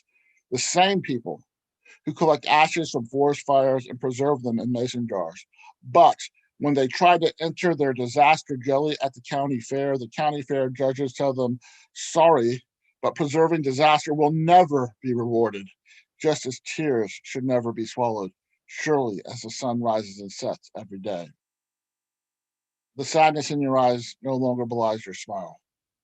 You have chosen to let your tears fall where they may, and the sun has shone bright during a thunderstorm, outlasting rain and clouds proudly parading a pristine sunlit sky blue sky, punctuated with a perfect rainbow. And just one more called The Mighty Mighty Fingerprint. The tip of her right index finger was barely wet with tip of tongue saliva as she traced it along his spine from nape of neck to small of back. She was talented in the practice of the gentle touch, turning a man's entire body into one solitary erogenous sound. Gracias, everyone. Ooh, the sadness in your eyes no longer belies your smile. Thank you, Generalissimo. Beautiful, beautiful work. You could see it. People love it. Cinda said you get her every time. Preserving disaster will never be rewarded. You're profound. Thank you so much. You're forgiven for not writing a haiku to me for all that beautiful poetry you just read. Okay. We good, Generalissimo? We're good? Let's see what's good with Casey then. Let's see. Casey Trich, is that how you say it? Yeah, that's me. Casey Trich. What's up? Coming in from Hi, Harrisburg. where you at tonight? Casey, where are you? I'm from Harrisburg, Pennsylvania. Lived here like 10 years now. I used to live in Philly and I miss it so much. So this Zoom environment has been so nice to come out and be on like a real stage. Yeah. Awesome. Well, you're gonna light up Harrisburg tonight, baby. I've been finding my voice lately, so I think this work will fall in line with some Me Too shit we might have been hearing lately. Fight the power. So it starts, my body is not a Christmas present addressed to you. There is no label anywhere on it with your name, no matter how much you search it with your eyes. No matter how much you shake it late at night when you think no one is looking after you've drugged me.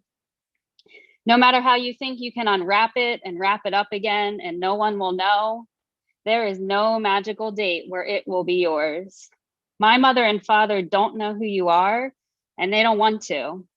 No matter how much you pray for me and put me on your list to Santa, I will never, ever be yours. I don't care if you sing songs to me, your rituals won't bring me closer to you. When I sleep, it is not an opportunity for you to fuck me. My drunkenness is not an invitation for you to put your dick or your hands in my ass. I didn't put on these nice clothes for you. Pictures of my yoga poses were not taken for you. I don't lift weights for you. If anything, I lift them in case I feel the need to punch you in the face, which I want to every day. My pen is powerful, as is my fucking clit, which isn't yours. I am not yours. And I am the voice of a revolution that will not be televised because it is taking place in between my thighs. Oh, wow. That was blazing, Casey. Thank you. Thank you for that. That strength, that truth. Yes. Breaking down that patriarchal, testosterone, holy baloli, calolis. Horrible. Believe me, I'm with you. I am with you. Casey, that was tremendous. Let us know how to follow you because you just lit it up in PA. Thanks. I'm on Instagram under Casey Trich. You'll find me working out a lot. I have a triathlon in 4 days. I play tennis. I also take pictures of the sunrise, and then sometimes I'll do my writing there. So it's all good. That is all beautiful. Yes, you are a boss, bitch. That's what Kyla says. Yes, baby. Awesome, Casey. And you work out and you do it for you and to beat up mofos like that. You hit a dumbbell with a dumbbell with a dumbbell. Thank you, Good. Casey. Thank you. Thank you. Yes. Good to be here. So happy to have you. Look at that. Okay, now let's see what's good with Dorothy Posada. How you doing tonight, Dorothy? Talk to me. Hello, La Bruja. Thank you so much. The last time I was here was my first time here. So thank you so much. I love this opportunity. This is beautiful. This is like God sent. Yes, it's alignment, synchronicity. Where are you tonight? I have 2 poems and a nod to you, Jessica, because we must be similarly on same page. So my first one is Daddy's Little Girl. Know me? You don't. Who I am, how I've grown, all alone without you. My battle wounds from head to toe you've never seen, not even the ones that do show. You were absent from my life. Know me? You don't. So you said way back when you were there. I don't remember that baby talk. Perhaps there is no memory, just the fact that you were absent from my life. Decades later, wouldn't you know, during work presentation, fathers spoke of the need for inspiration, encouragement, and presence in their daughters' lives. Be sure to say every day to your little girls, I love you. Immediately, I cried. I'm all grown, but the wounds that don't show sting and sting, they still exist. You were absent from my life. Know me? You don't. Decades later, still the tears fall from my eyes. Wish I could say I just don't care, but the effects I know are there. Seek I do for your approval, not to be left a constant test. Nobody wins, not them, not you, not me. Why did you then leave me? It was not just me you left to mend. The broken woman mom, now a father I had become to the younger one. You left us 3 behind. The father of the house was now a child, Daddy's little girl. So many emotions, thoughts, and sentiments, reckless actions on your part, handling me this responsibility because of your inability. It's not my fault. Yes, I know. I'm all grown up, yet still caught and tangled in your decision to be absent from my life. Know me? You don't. Wow. He may not know you, but we got to know you tonight even deeper. And that was so beautiful and profound. Thank you, Dorothy. Where are you tonight? Where are you in the world? I am in New York, in Peekskill, Westchester, but I am from the 5 boroughs. I'm normally from Queens, so the Boogie Down was once the stomping ground for me. So I love New York. Awesome. Well, you representing peak skill, taking it to the peak with skills. Okay. Thank you, Last Dorothy. one, if that's okay. This one's shorter. Okay. Try to make it real quick because we're running out of time and I want to get everybody on. Got it. Forgotten innocence. A mother's cry, the scream torn by pain, her son taken away, not for a second or a while, gone from life. He was just a child. It was a mistake. The price was steep for this kid wearing hoodie. Fear of a child you ran and ran. Ignorance is what you chant. Changing the conversation, creating another diversion. The claim you make is to pretend. Fear is what you mention. Then you defend a metaphor that you ask we ignore. Speaking of children as your fear, cowardice is all I hear. A child in a hoodie, do not fear. Look into his eyes, hold his face. You'll see the innocence. You spread fear with intent, a disease you then defend. No accountability. Words have responsibility. Real fear is this monstrosity. There is no way to justify the color of skin causing a child's demise. Let me remind you, friend, when we die, all we are a pile of bones turned into dust with no difference between us. In this we can trust. And near the end, some souls will fly. Will you join us then? I hope and pray you awaken and realize you're the one that should apologize. Thank you, Dorothy Posada. Okay, let's hear from the withdrawn. Nicholas Correa. What's good? What's good, La Bruja? I want you to actually do me a favor because I had some eye work done earlier, so my vision's kind of funky. But I want you to give up my spot to someone on the waiting list who hasn't been on before. If you could do that, please. Oh, someone on the waiting list that hasn't been on. Yes. I think they've all been on. I think what I'm gonna do, if it's okay, I'm gonna just go to the next person so we could get into it. And is that cool? Yeah, that's cool. I'll be on next week. Thank you. The withdrawn Nicholas Correa usually be saying shocking stuff. So I love it though. I love it. Much love to you. Okay. So then after him, let's go to Celine. Let's see what's good. Oh. Salim, unmute. Okay, is that better? Yes, hello. Hi, how you doing? Good. Good. Let's hear it. Let's hear it. Glad to be here. So I'm going to do 3 really short poems. The first one is called Yellow Brick Road. I'm reading it from a book called Mind Sand. People of color with blue collars and no green card meet red, white, and blue smiles head on in white collars who use invisible ink to redline and blackball all in the same stroke.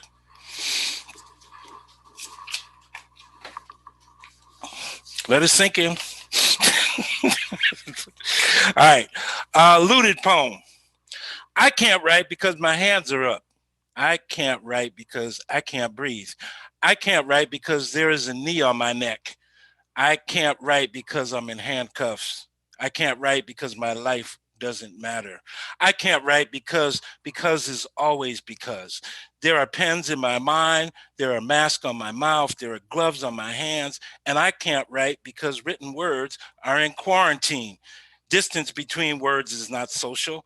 I can't write, I can't write, I can't write because I can't write. Okay. And last, this is a thing called Barbershop 3. Bedtime stories. 1. King Johnson dreaded being caught napping without a wave cap. before Julius Caesar conquered the castle at New Nile. A white knight relaxed and faded into a net of hair follicles and twisty curled a permanent into a California freeze while waving goodbye. 2. He got rooked at the square following his checkered path from natural cornrows to the land of afros, where a black queen wearing plaits, captured dark and lovely, turned braids into dreads, then said, "Who's zooming who?" 3. Michael Jackson answered saying he was innocent and that it wasn't Janet's real breast anyway. It belonged to Billie Jean. R. Kelly couldn't turn back the hands of time on his pornography rap, so P. Diddy Puffy, Sean, ended up on Broadway instead of 25 to Life. So he traded in his MTV for BET and escaped with a parrot of the Caribbean asking his bird, "Polly, want a cracker?" Oh, Celine. Oh, wait, there's more? No, I only did 3. I mean, there's another short Oh, one. no, that was good. That was That's so good. good. Yes, that was so profound. Oh my God. I can't, how you can't write because you can't breathe. You can't, that was so powerful. All of it. All of it. Good. Glad you Much respect to Salim. And I hope you're happy you got to get on and shine tonight. Yes, absolutely. And so yeah, you can follow me on mindsandbook.com. Mindsandbook.com. Mind Sand? Yes. Thank you, Salim. Thank you. Okay, now let's see what's good with Tanish. You hear Tanish? Unmute. Come on in. I don't hear you. You can't hear me? Oh, kind of. There you go. Okay. What's good tonight? Okay, I've got this one. It's called Even Secrets Get to See the Sun. My shadow is pure light, is an electric light orchestra. If the orchestra were made of bare-skinned people, made of music, made of lilies belting operatic, from root to stamen, petals arching in the evening after soft sunset. My shadow drips nakedly to the rhythmic strings of habanera, with unfettered feeling, full of meaning, the Pacific Ocean keeping afloat driftwood words. Is draped in a twinkling the very same inkling seen in Maria Callas's clear eyes earnest, the grace of her shoulders capricious. A hummingbird visited me today, flapping 6 feet in front of me, the sound of a dog's tail thumping on wood floor. Sitting on the top step, gazing down into my burning tobacco, I thought the hummingbird was, this creature of joy was, I don't know what I thought it was. And the sound started again, a tiny helicopter. Then I finally raised my head and my eyes to pumping chest wings hover. This being of lightness of air startled me into recoiling delight. It looked to its right and flew that way like a missile. What else hides in the shadow waiting to reveal itself? A sunlit tune of a foretold fantasy, sick hearts woven into ancestry. Nothing stays hidden forever. See all the secrets shine. The next one is called Clitoris. Intuition of my womanhood, superpower missing, hidden, rather cut, unable to guide, emerge, receive, lead. They fear you feel the air with their shame on your body. Defy them all, shine, illuminate. And if I have more time, I would like to read some haikus that I've been working on, but I don't know what time. Give me one haiku and then we're off. Okay, one haiku, please. Well, I'll just like stop then. Yo, the way you introduced clitoris was maybe because it was just so like innocent and beautiful, and like it just seemed like paradoxical, and I just loved it. I loved it. Thank you, Tanish. Beautiful, beautiful poetry, beautiful delivery, the authenticity. I just, just sucked me in. I was down for that haiku, but come back on another Thursday so we could get those in, okay? Now let's hear once again from Queen Ray Jane, aka Thunder Lung. What? Where you at? Beautiful. What's up? What's up? What it is, what it do. Ray Jane, how are you? Good, good. You know, transitioning. You feel me? You know, Black girl magic. You know, you gotta take down that, old style and get a new style sometimes. You feel me? All right. So it's still April. Tomorrow's the last day. I hope everybody's been writing. So many awesome 30 for 30 prompts out there. I'm going to share a response of mine to a recent one. So if you're not following right about now on Facebook, you should. Some dope opportunities for growth there.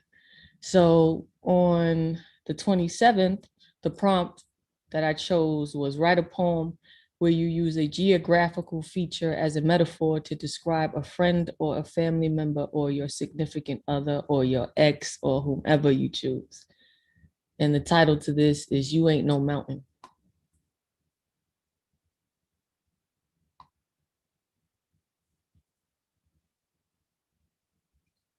All mountains think they can't be moved. Plummeting barometer of your brawn telling on you. Obviously, you feel the same, which is rather insane considering who you think you stand upon. As if I ain't the earth, in the thick dark of night and the wet dew of morn. I will preemptively mourn for you. Oblivious to mounting scorn, you go on, shifting. Let my faults laugh at your ego as if I did not raise it for you, as if by wishing.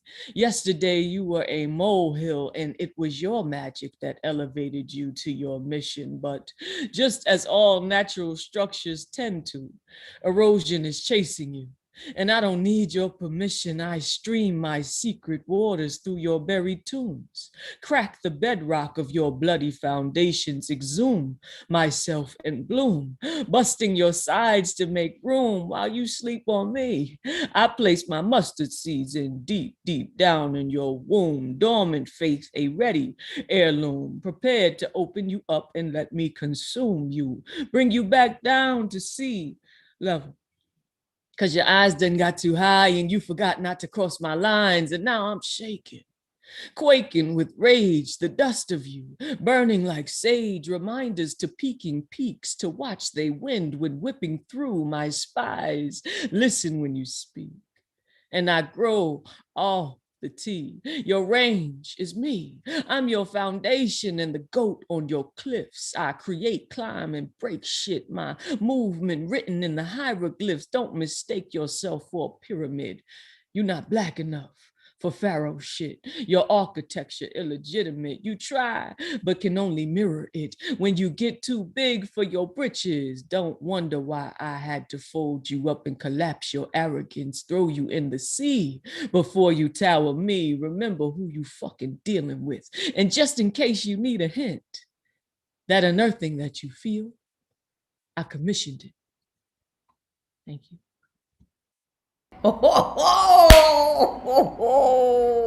Collapse that arrogance, boo. Collapse it. Wow. Tumbling. Sometimes you gotta bust people down. Some folk think they can tower over you and shadow your greatness, your light, but light is not meant to be shadowed. That's why there's a difference between light and shadows. Correct? So if you would like some more of that, You can find me at itsrayjane.com or It's Ray Jane on Facebook or It's Ray Jane on Instagram. Peace to y'all. Keep creating. Yes. Oh man. It sure is Ray Jane. I'll tell you that much. It is. Queen Ray Jane. Love you, Bruja. Love you. Love you. And that was the last of the secured list, but we're going to go into the waiting list. I know we're like right before 11. We're going to do this. I'm asking the waiting list people, Alexander Goldberg, Poeta Ku, Xanadu, and then we're going to pop Kyla's cherry and be done with it, because that's how we're going to do tonight on this final Thursday night of National Poetry Month. So Alexander Goldberg, take it away. Yes, hello, La Bruja. Hello, everyone, our viewers, our dear poets. Tonight, I'm reading the poem in the memory of famous Ukrainian composer Volodymyr Ivasyuk, whose picture you see in the background. He died when he was 30 years old, and it's been 42 years since his passing. So here's my poem. We see the moments of his learning. All of these photos are well chosen. It has been more than half a century since he has lived here with his family. And now we have a museum here. Now that I think of his career, it has been great. The time we met is what I still cannot forget. We met 6 months before his death, but to this day, I hear his steps. I hear his steps. It must be him. The door is open. He comes in. He sits and starts to play and sing, and that just changes everything. These were miraculous events. He could play many instruments. He played his songs. He sang out loud. He made his sister truly proud. His song was made so popular by a singer. He has chosen her. The song turned out to be his best, but he did not expect success. And 1 year after its premiere, his song became Song of the Year. The theater liked him. He was hired. He wore most elegant attire. He was performing with the best. When he performed, fans were obsessed. He was a special man with purpose, and he made everyone take notice. How did he die? Nobody knows it, but he was driven to the forest. So what has happened to a star? Once, he was forced into the car. Then, he was gone. Where could he be? He was found hanging from a tree. 10,000 people came to tell him, rest in peace. Family members told the press they were convinced it was a murder, but detectives and police said it's a suicide. It's over. Case dismissed. But he has written 55 musical scores. He also wrote 109 beautiful songs. That is his legacy. Although his life was short, he'll be remembered for the music that he wrote. Thank you. Thank you. Lovely tribute poem, Alexander Goldberg, always giving us history lessons on events and people that we need to acknowledge. Okay, I accidentally skipped Easter Poetic Desire, so we're gonna go to Easter Poetic Desire, and I see that I may have skipped John. We're gonna figure this out. We're gonna figure this out. But right now, Easter Poetic Desire. I did not even sign up, but I was listening. Really? I thought I saw you on the, I see. Oh, my mistake. I'm sorry. Okay, that makes it easier. I'm sorry. I didn't mean to. No problem. But thank you for being here. You know, I Hi, love your poetry. everyone. Everyone's great. and you are great. And thank you. Sorry. I'm trying to keep it together. You know, I'm trying to get everybody on and then. Okay, so then let us do this. Poeta Ku, are you ready to do this?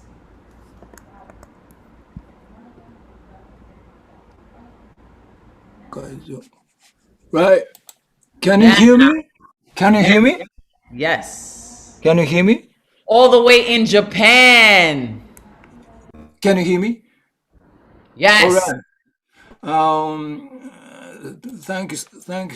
Thanks, for having me, and so sorry for rushing everybody. And tonight, my new shit poem movie is April is the Crazy Mouth. It is one of my favorite poet, T.S. Eliot, the famous poetry, the Westland. The first line is the first chapter. The April is the cruelest month. I remake it, the parody. So I hope you enjoy it.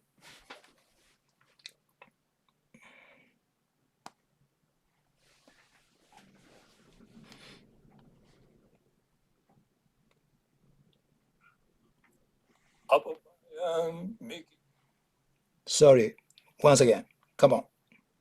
April is the crazy mouth, apple pie and Mickey Mouse. Taxman's going for the piggyback, and the president's line, and people talking smart. Every day is a happy April Fool, even though the Beatles fool on a hill. Planting is planting, even if it's cool. Ignorance of ignorance is shameful. Everything is a random trick. We should not give it a try. If our fates already decided, meditate to be the cosmic life.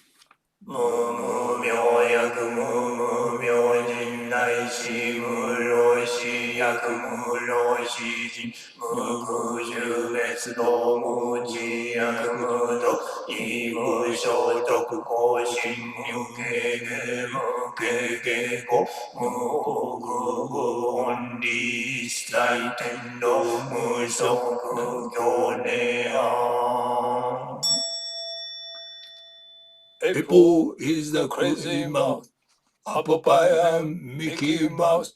Taxman's going for the piggyback, the president's line, and people talking smart. The Japan government has decided to gradually release treated water containing tritium from a nuclear power plant that was melted down into the ocean. Who said the recovery and reconstruction Olympics?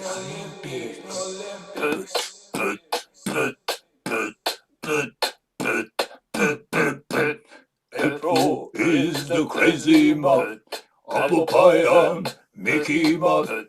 Taxman is going for the piggyback, the president's line and people talking smart. Every day is happy April Fool, even though the Beatles fall on the hill. Planting is planting, even if it's cool.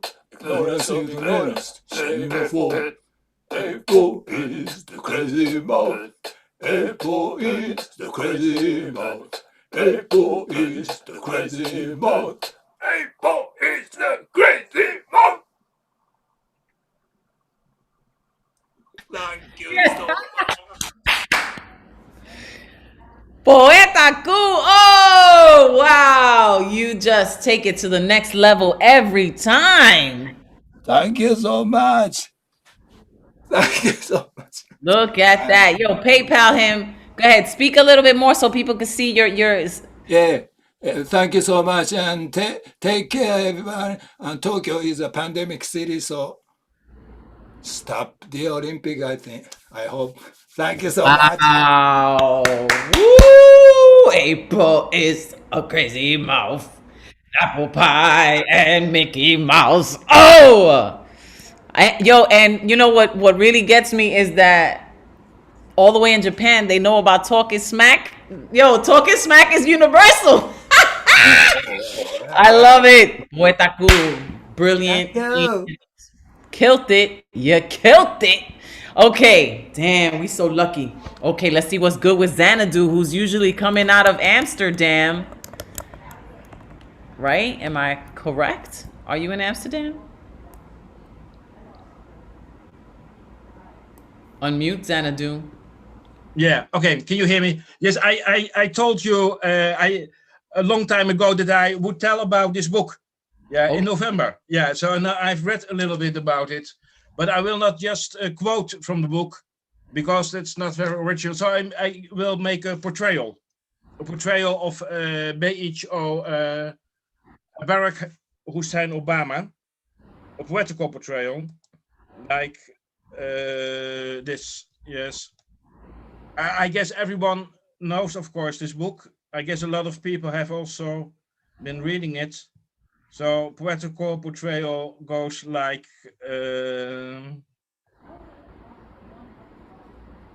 this. Yes, the portrayal differs from a photographic one in the same way as Obama's writing differs from videos of the situation he describes. There is a particular bias of perspective, and there is a video of a photograph. Writing may unravel many sensible invisibilities that in writing, which is itself visible, differs from the visual art by symbolics rather than iconics. It may be intrusively subjective, though it may be informative far beyond the pictures. So it's giving it a name. It says, this is Barack Obama. It tells about its context, it's the cover of a book and its fame, of course, the president of USA, not just a man in the American crowd. Visually, title and piece of art go hand in hand. But next, it is about different realities. Photography has a reputation of objectivity, which oneness is conspicuously wrong, since there could be hundreds of different photographs of the same subject, varying time of day, amount of lighting. Which one is the most objective one? Well, now my first impression was he may look like Osama bin Laden. Yeah, by whose killing maybe he has tried to succeed.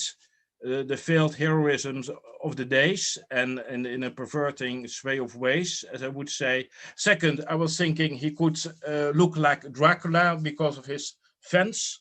Yeah, second, the portrait could look like Dracula as because of his well visible right cheek teeth showing of his right fang, corner tooth, because of evil megalomania pathology that may be required to hold the office, of the mightiest person in the mundane sublunar world. He is also doubting if he really wants to get the job. And then a friend tells him, you need to be a little pathological to do what it takes to win. You may be a little bit too normal, too well adjusted to run for president. It's page 76. So I will leave it like this. Maybe next time I can tell a little bit more about the same book. I want to dedicate this poem to Andrew Brown, who's on TV now all the time, and justice for Andrew Brown. And then the line that may have given the presidency indeed to Obama. If he won, it would mean that I wasn't alone in believing that the world didn't have to be a cold, unforgiving place. He's trying to fight cynicism like the now president GRB, Joe Ronetta Biden. Okay, that's it. Okay. Yeah, would you like? Thank you, Xanadu. So, like I was asking, are you in Amsterdam? Yeah, I'm in Amsterdam now. Yeah, You're I'm in only Amsterdam? reading this book. You see, maybe next time I tell a little bit more. Have you read the book? No. No. Of course, it's very good. I guess he's comparable to Proust. Yeah, and he writes very well. I have no time to read a quote from the book, but next time I can tell a little bit more. Sounds good. Yeah, thank you very much. No, I wanted to make a joke that, of course, you're in Amsterdam. That's why you got all that grass around you. All that grass, yes. No, I'm just vote for the Greens. Yeah. Yes, baby. All right. Okay. So, let's go with Paul Latorre. When I was looking for Poetic Desire, that's what I got confused. Dark Man Blues is Complicated Passions. Okay. We're gonna get you on. I decided, since you guys are making it flowing, we're gonna bring everybody up. It's gonna happen. Paul Latorre, Joski C. We're gonna get a little bit of comedy from John, and we're gonna bring in Complicated Passions. All right, and then we're gonna pop Kyla's cherry, and then we're done. And then that's it. We're closing out the Thursday, the last Thursday of National Poetry Month. Okay, Paul, you ready? Am I not? Let me see. Paul Conquesto para los necios. Y anoche we had a really powerful session. We really did. That was some healing shit. That was some soul supplemental shit. And I thank you, Bruja, for your contribution, for coming and sharing your story, your parents' story, just generational traumas being healed and shit. I'm going to have a recording up soon and throw it on YouTube, and I will let folks know the link so they can watch if they didn't get to attend. But thank you again, sister. All right, so I'm gonna read a piece. It's been hella long National Poetry Month. It's been a good one. I think I've probably written like 45 pieces. This is a really recent one called When Day and Night is a Short Story, and it's kind of about a journey I've been on. I awaken, half between worlds at war, sleep having taken me prisoner, warring with peace, with Hecate, with the mother tribe, with the conflicts I started in process of self-conquest and unrecognizant on the path to peace.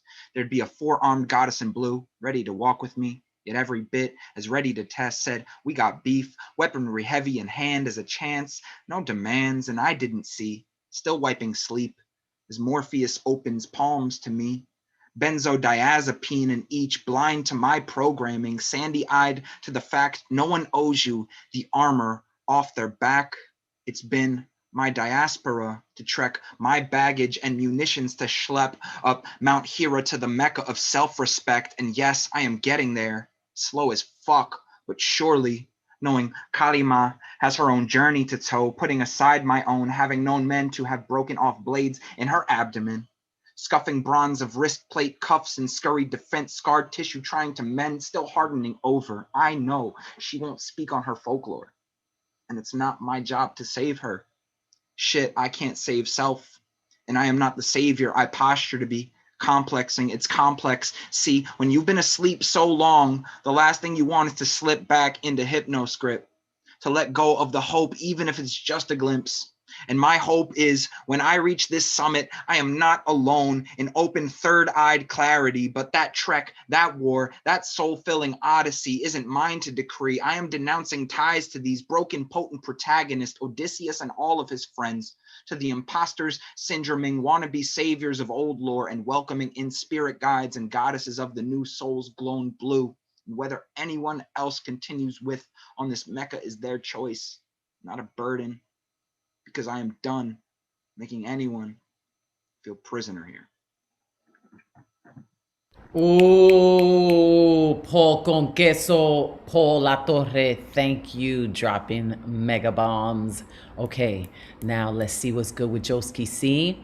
I want to give a special shout out to Joski and his wife. Thank you for your contribution to me. They gave me a very generous gift of $100, and I was just so moved. I love you guys so much, and that type of support, it just blows me away. So Joski, thank you. And why don't I see you now? Joski, did he leave? Did he think he was not on? Oh no, because I messed up. Damn. Joski, is he in the room and I'm not seeing him, or did he leave because, damn.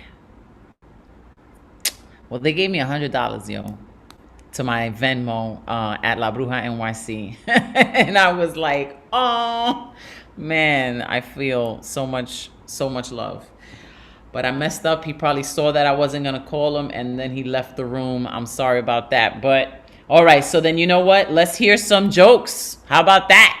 Let's hear some jokes from John. Can you hear me? Yes. Okay, how you doing? Good, I'm ready for you. Okay, got me over here pressure, nervous. I have my alcohol yet. You should have told me. I would have brought a nice keg of bottle right here, just in case, I start getting dry. Pop a little courage right here. I just gotta do what I gotta do. So it's Johnson Ants, Comedy Paradise. I see you got me at the bottom of the list, but start from the bottom. Now we here, so it's all good. Okay. So like back in the days, I used to date any culture. It didn't matter to me. As long as she had ass, tees, and a decent face, I was going after her. But now I realize I can't date any culture because some cultures don't understand the universal health code. Like brushing your teeth and washing your ass is a huge turn on for me. I mean, I can't be with no funky ass chick. It ain't happening. Believe that. I mean, she'd probably be like, wow, you so disrespectful. I'm like, wow, you so disgusting. You know what I mean? Like, I got to rebel for that. So I'm like, for example, if a girl came to my house and like we had to have sex, I tell her take a shower. She'd be like, I took a shower. I said take another shower. Take 2 showers.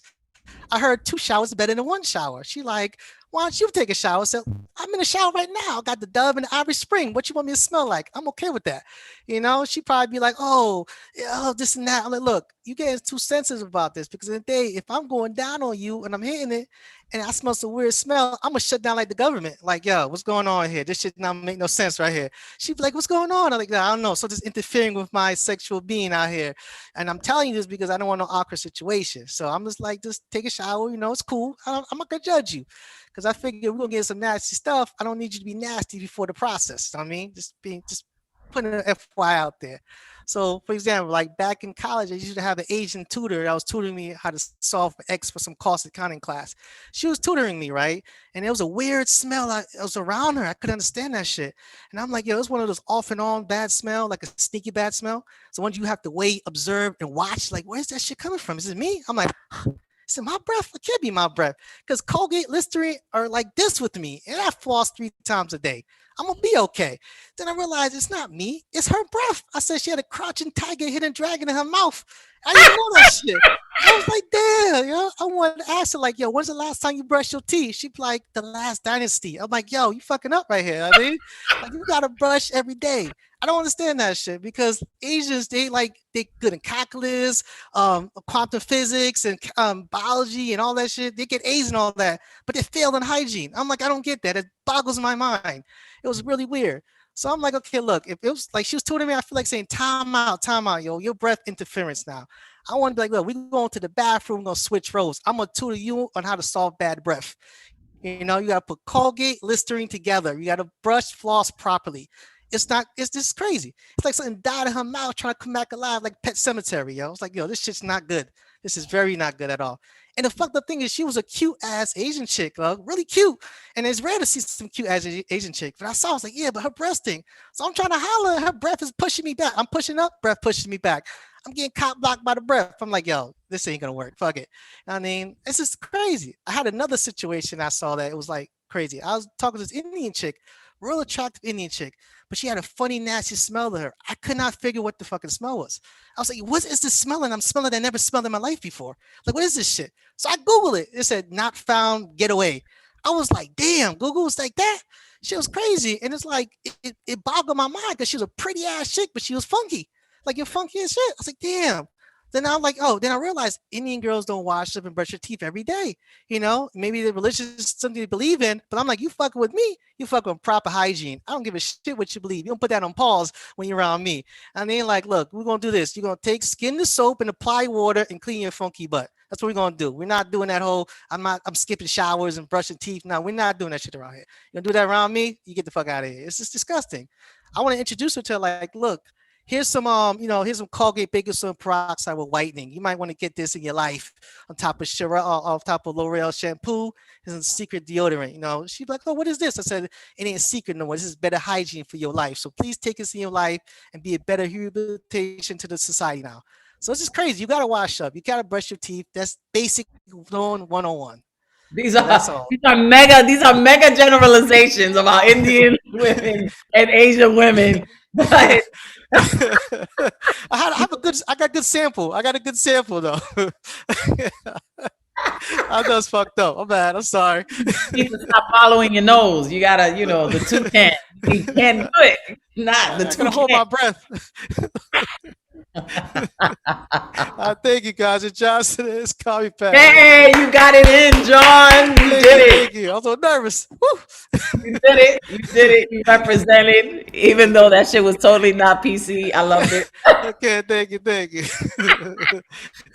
Word up. Oh man, too funny. Oh my God. Terrible. And cancel culture is real. You would totally not be hosting the Oscars after that performance. Okay. So I think we got everybody on. Joski left, right? So that's it. I think I got everybody up to 35. We did pretty good. I hope everybody's having a good old time. But now we're gonna end it off. Oh no, Dark Man Blues. My bad. Complicated. Shit is complicated like a motherfucker. See me? Hi. Okay, sorry, Dark Man Blues. It was so dark, I didn't see the blues were so dark, it just went by. Well, good evening. Hello, there you are. I'm All so right, here sorry we for all go. the confusion. Please forgive me, Dark Man Blues. You know I love your work, and I'm so looking forward to this. Okay, so quick announcement. I'll be featuring with The Word is Right on May 22nd. So if you want to get 20 minutes of your stuff in, that's the time to come to that show because it's going to happen. Bring your wine, bring your date, and it's going to be live. Okay, so I'm going to get into something that I have never shared on Zoom, and then I'm going to share a little complicated passions. But right now, from freedom, I struggled. Birthed in a land far from my heart, no longer native son, my soul dimmed into dark places, mapped bodies chained across seas, death be my struggle, nightmares, my dreams. I see home when the next ship comes. Welcome to Jamestown. Now, present day, I'm in need of a price check to see where the value of my life is set, noticing how I'm viewed these days. It was time to reevaluate, being the underlying truth had problems, some misunderstanding of what's really going down, lies and confusion, the environment flowing the content, having misinterpreted intentions. No longer will you benefit from my not knowing how much is that gorilla in the window. Now, due to time constraints, Le Bruja and the New Rican Poets Cafe, you got my pen inking. I'm adjusting my flow now. Read this like you want to be a part of me. Call me temptation. Yes, I'm a fiend out to get it. This be my theme. In these lines, read my mind. You know what I mean. So big they buying my books in Japan now. I got them hungry for me. Sounds like R&B. They even dubbed me the Will Downing of poetry. And to think, I'm just complicated passions, the voice behind this pen. And I breathe through paper. You see, she was a love poem. And now she's that motion picture I want to star in. Not just acting. I wanted that dark man blues thing, loving a queen. I wanted to hero myself in, taking chances, loving her like she wants to be. So I told her, take this like you own me. No doubt about this life, two souls becoming one. If it's you setting the scale for me, asking when my love's in need. Speaking RIP to the love I used to be addicted to. Yes, I found myself addicted.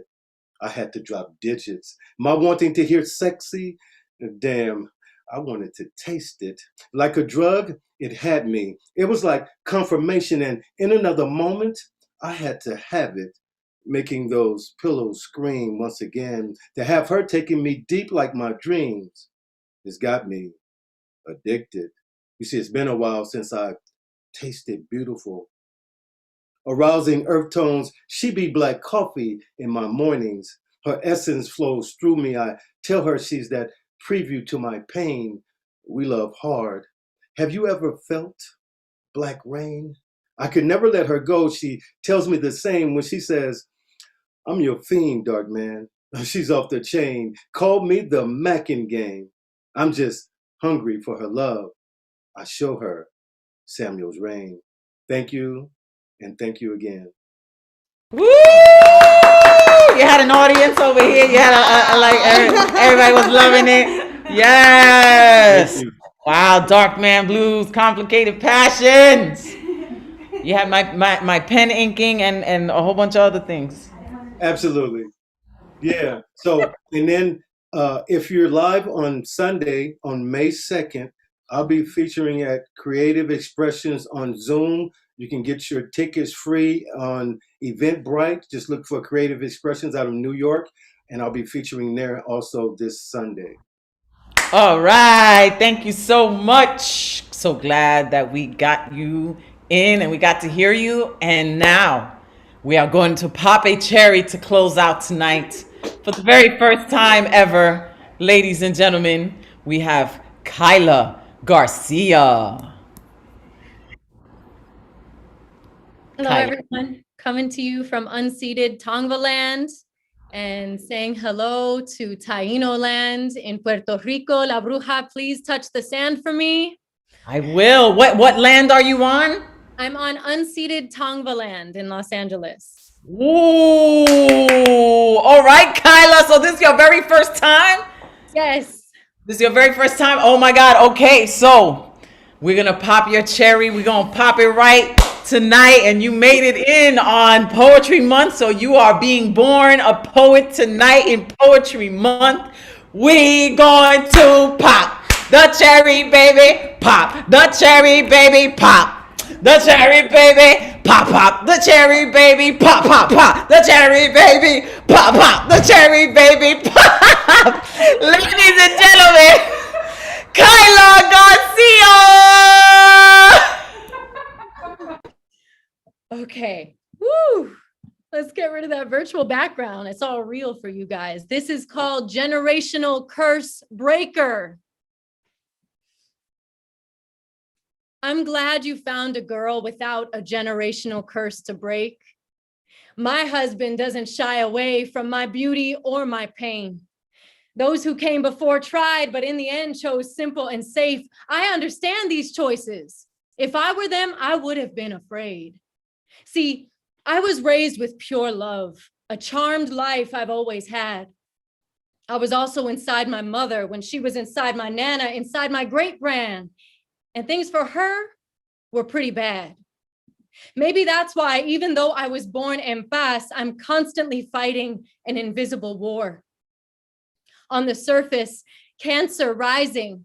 I'm all maternal love and caring, but simmering below, Sun Scorpio, ancestral volcanoes full of rage and furious daring, Aries moon born to battle and fight all injustice within and without. The greatest one I've ever won is against my own fear and doubt. If it takes 4 generations to heal one act of violence, that makes me number 4. Maybe that's why, even though I was born in paz, I'm constantly fighting an invisible war. That battle I'm still fighting is how to forgive. I tell myself, be grateful, you inherited sunshine. So why do I still feel all of the pain that's lived in my bloodlines? Tiny white lies feel like the greatest act of violence. Poisonous rage burns for every coward who abandoned apologies for silence. Water on water, you'll never father a daughter until you say sorry to each woman you lied to. Stop it, Kai, words are magic, and you were born to spread only the kind and true.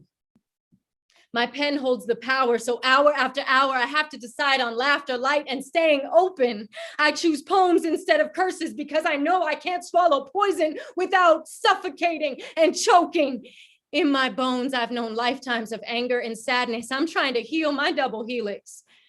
So every day I choose light over madness. But some of those men were also afraid because there was poison they were hiding, lies, assault, cheating underneath relationships I thought were thriving. See, you can find a happy beginning and inside still be healing from PTSD. It belongs to all of my female ancestors who came before as well as me. Sometimes I pick fights and try to ruin love so I can be alone. Been trying to marry myself and heal this heart before it turns to stone. But the angel behind the brick wall reminds me there's an eternal stream of water flowing. He sees the joy, hears the laughter, and fuels the silliness that keeps me going. My people see it too. They've never run from that other scared me, the one who remembers abuse and lies that I wasn't alive to see, the one who has no choice but to raise her voice for everything the women in my veins could not say, the beast who likes to cuddle if she feels safe on any given day.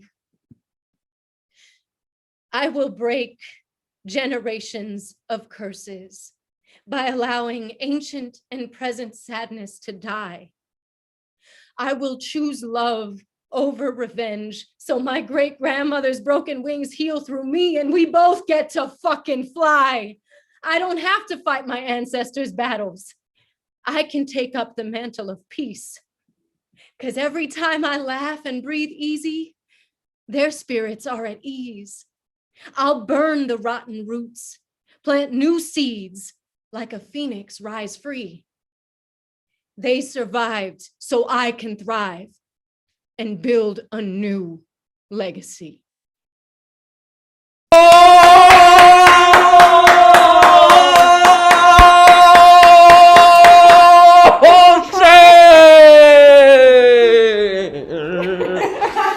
Kyla Garcia, you were born tonight.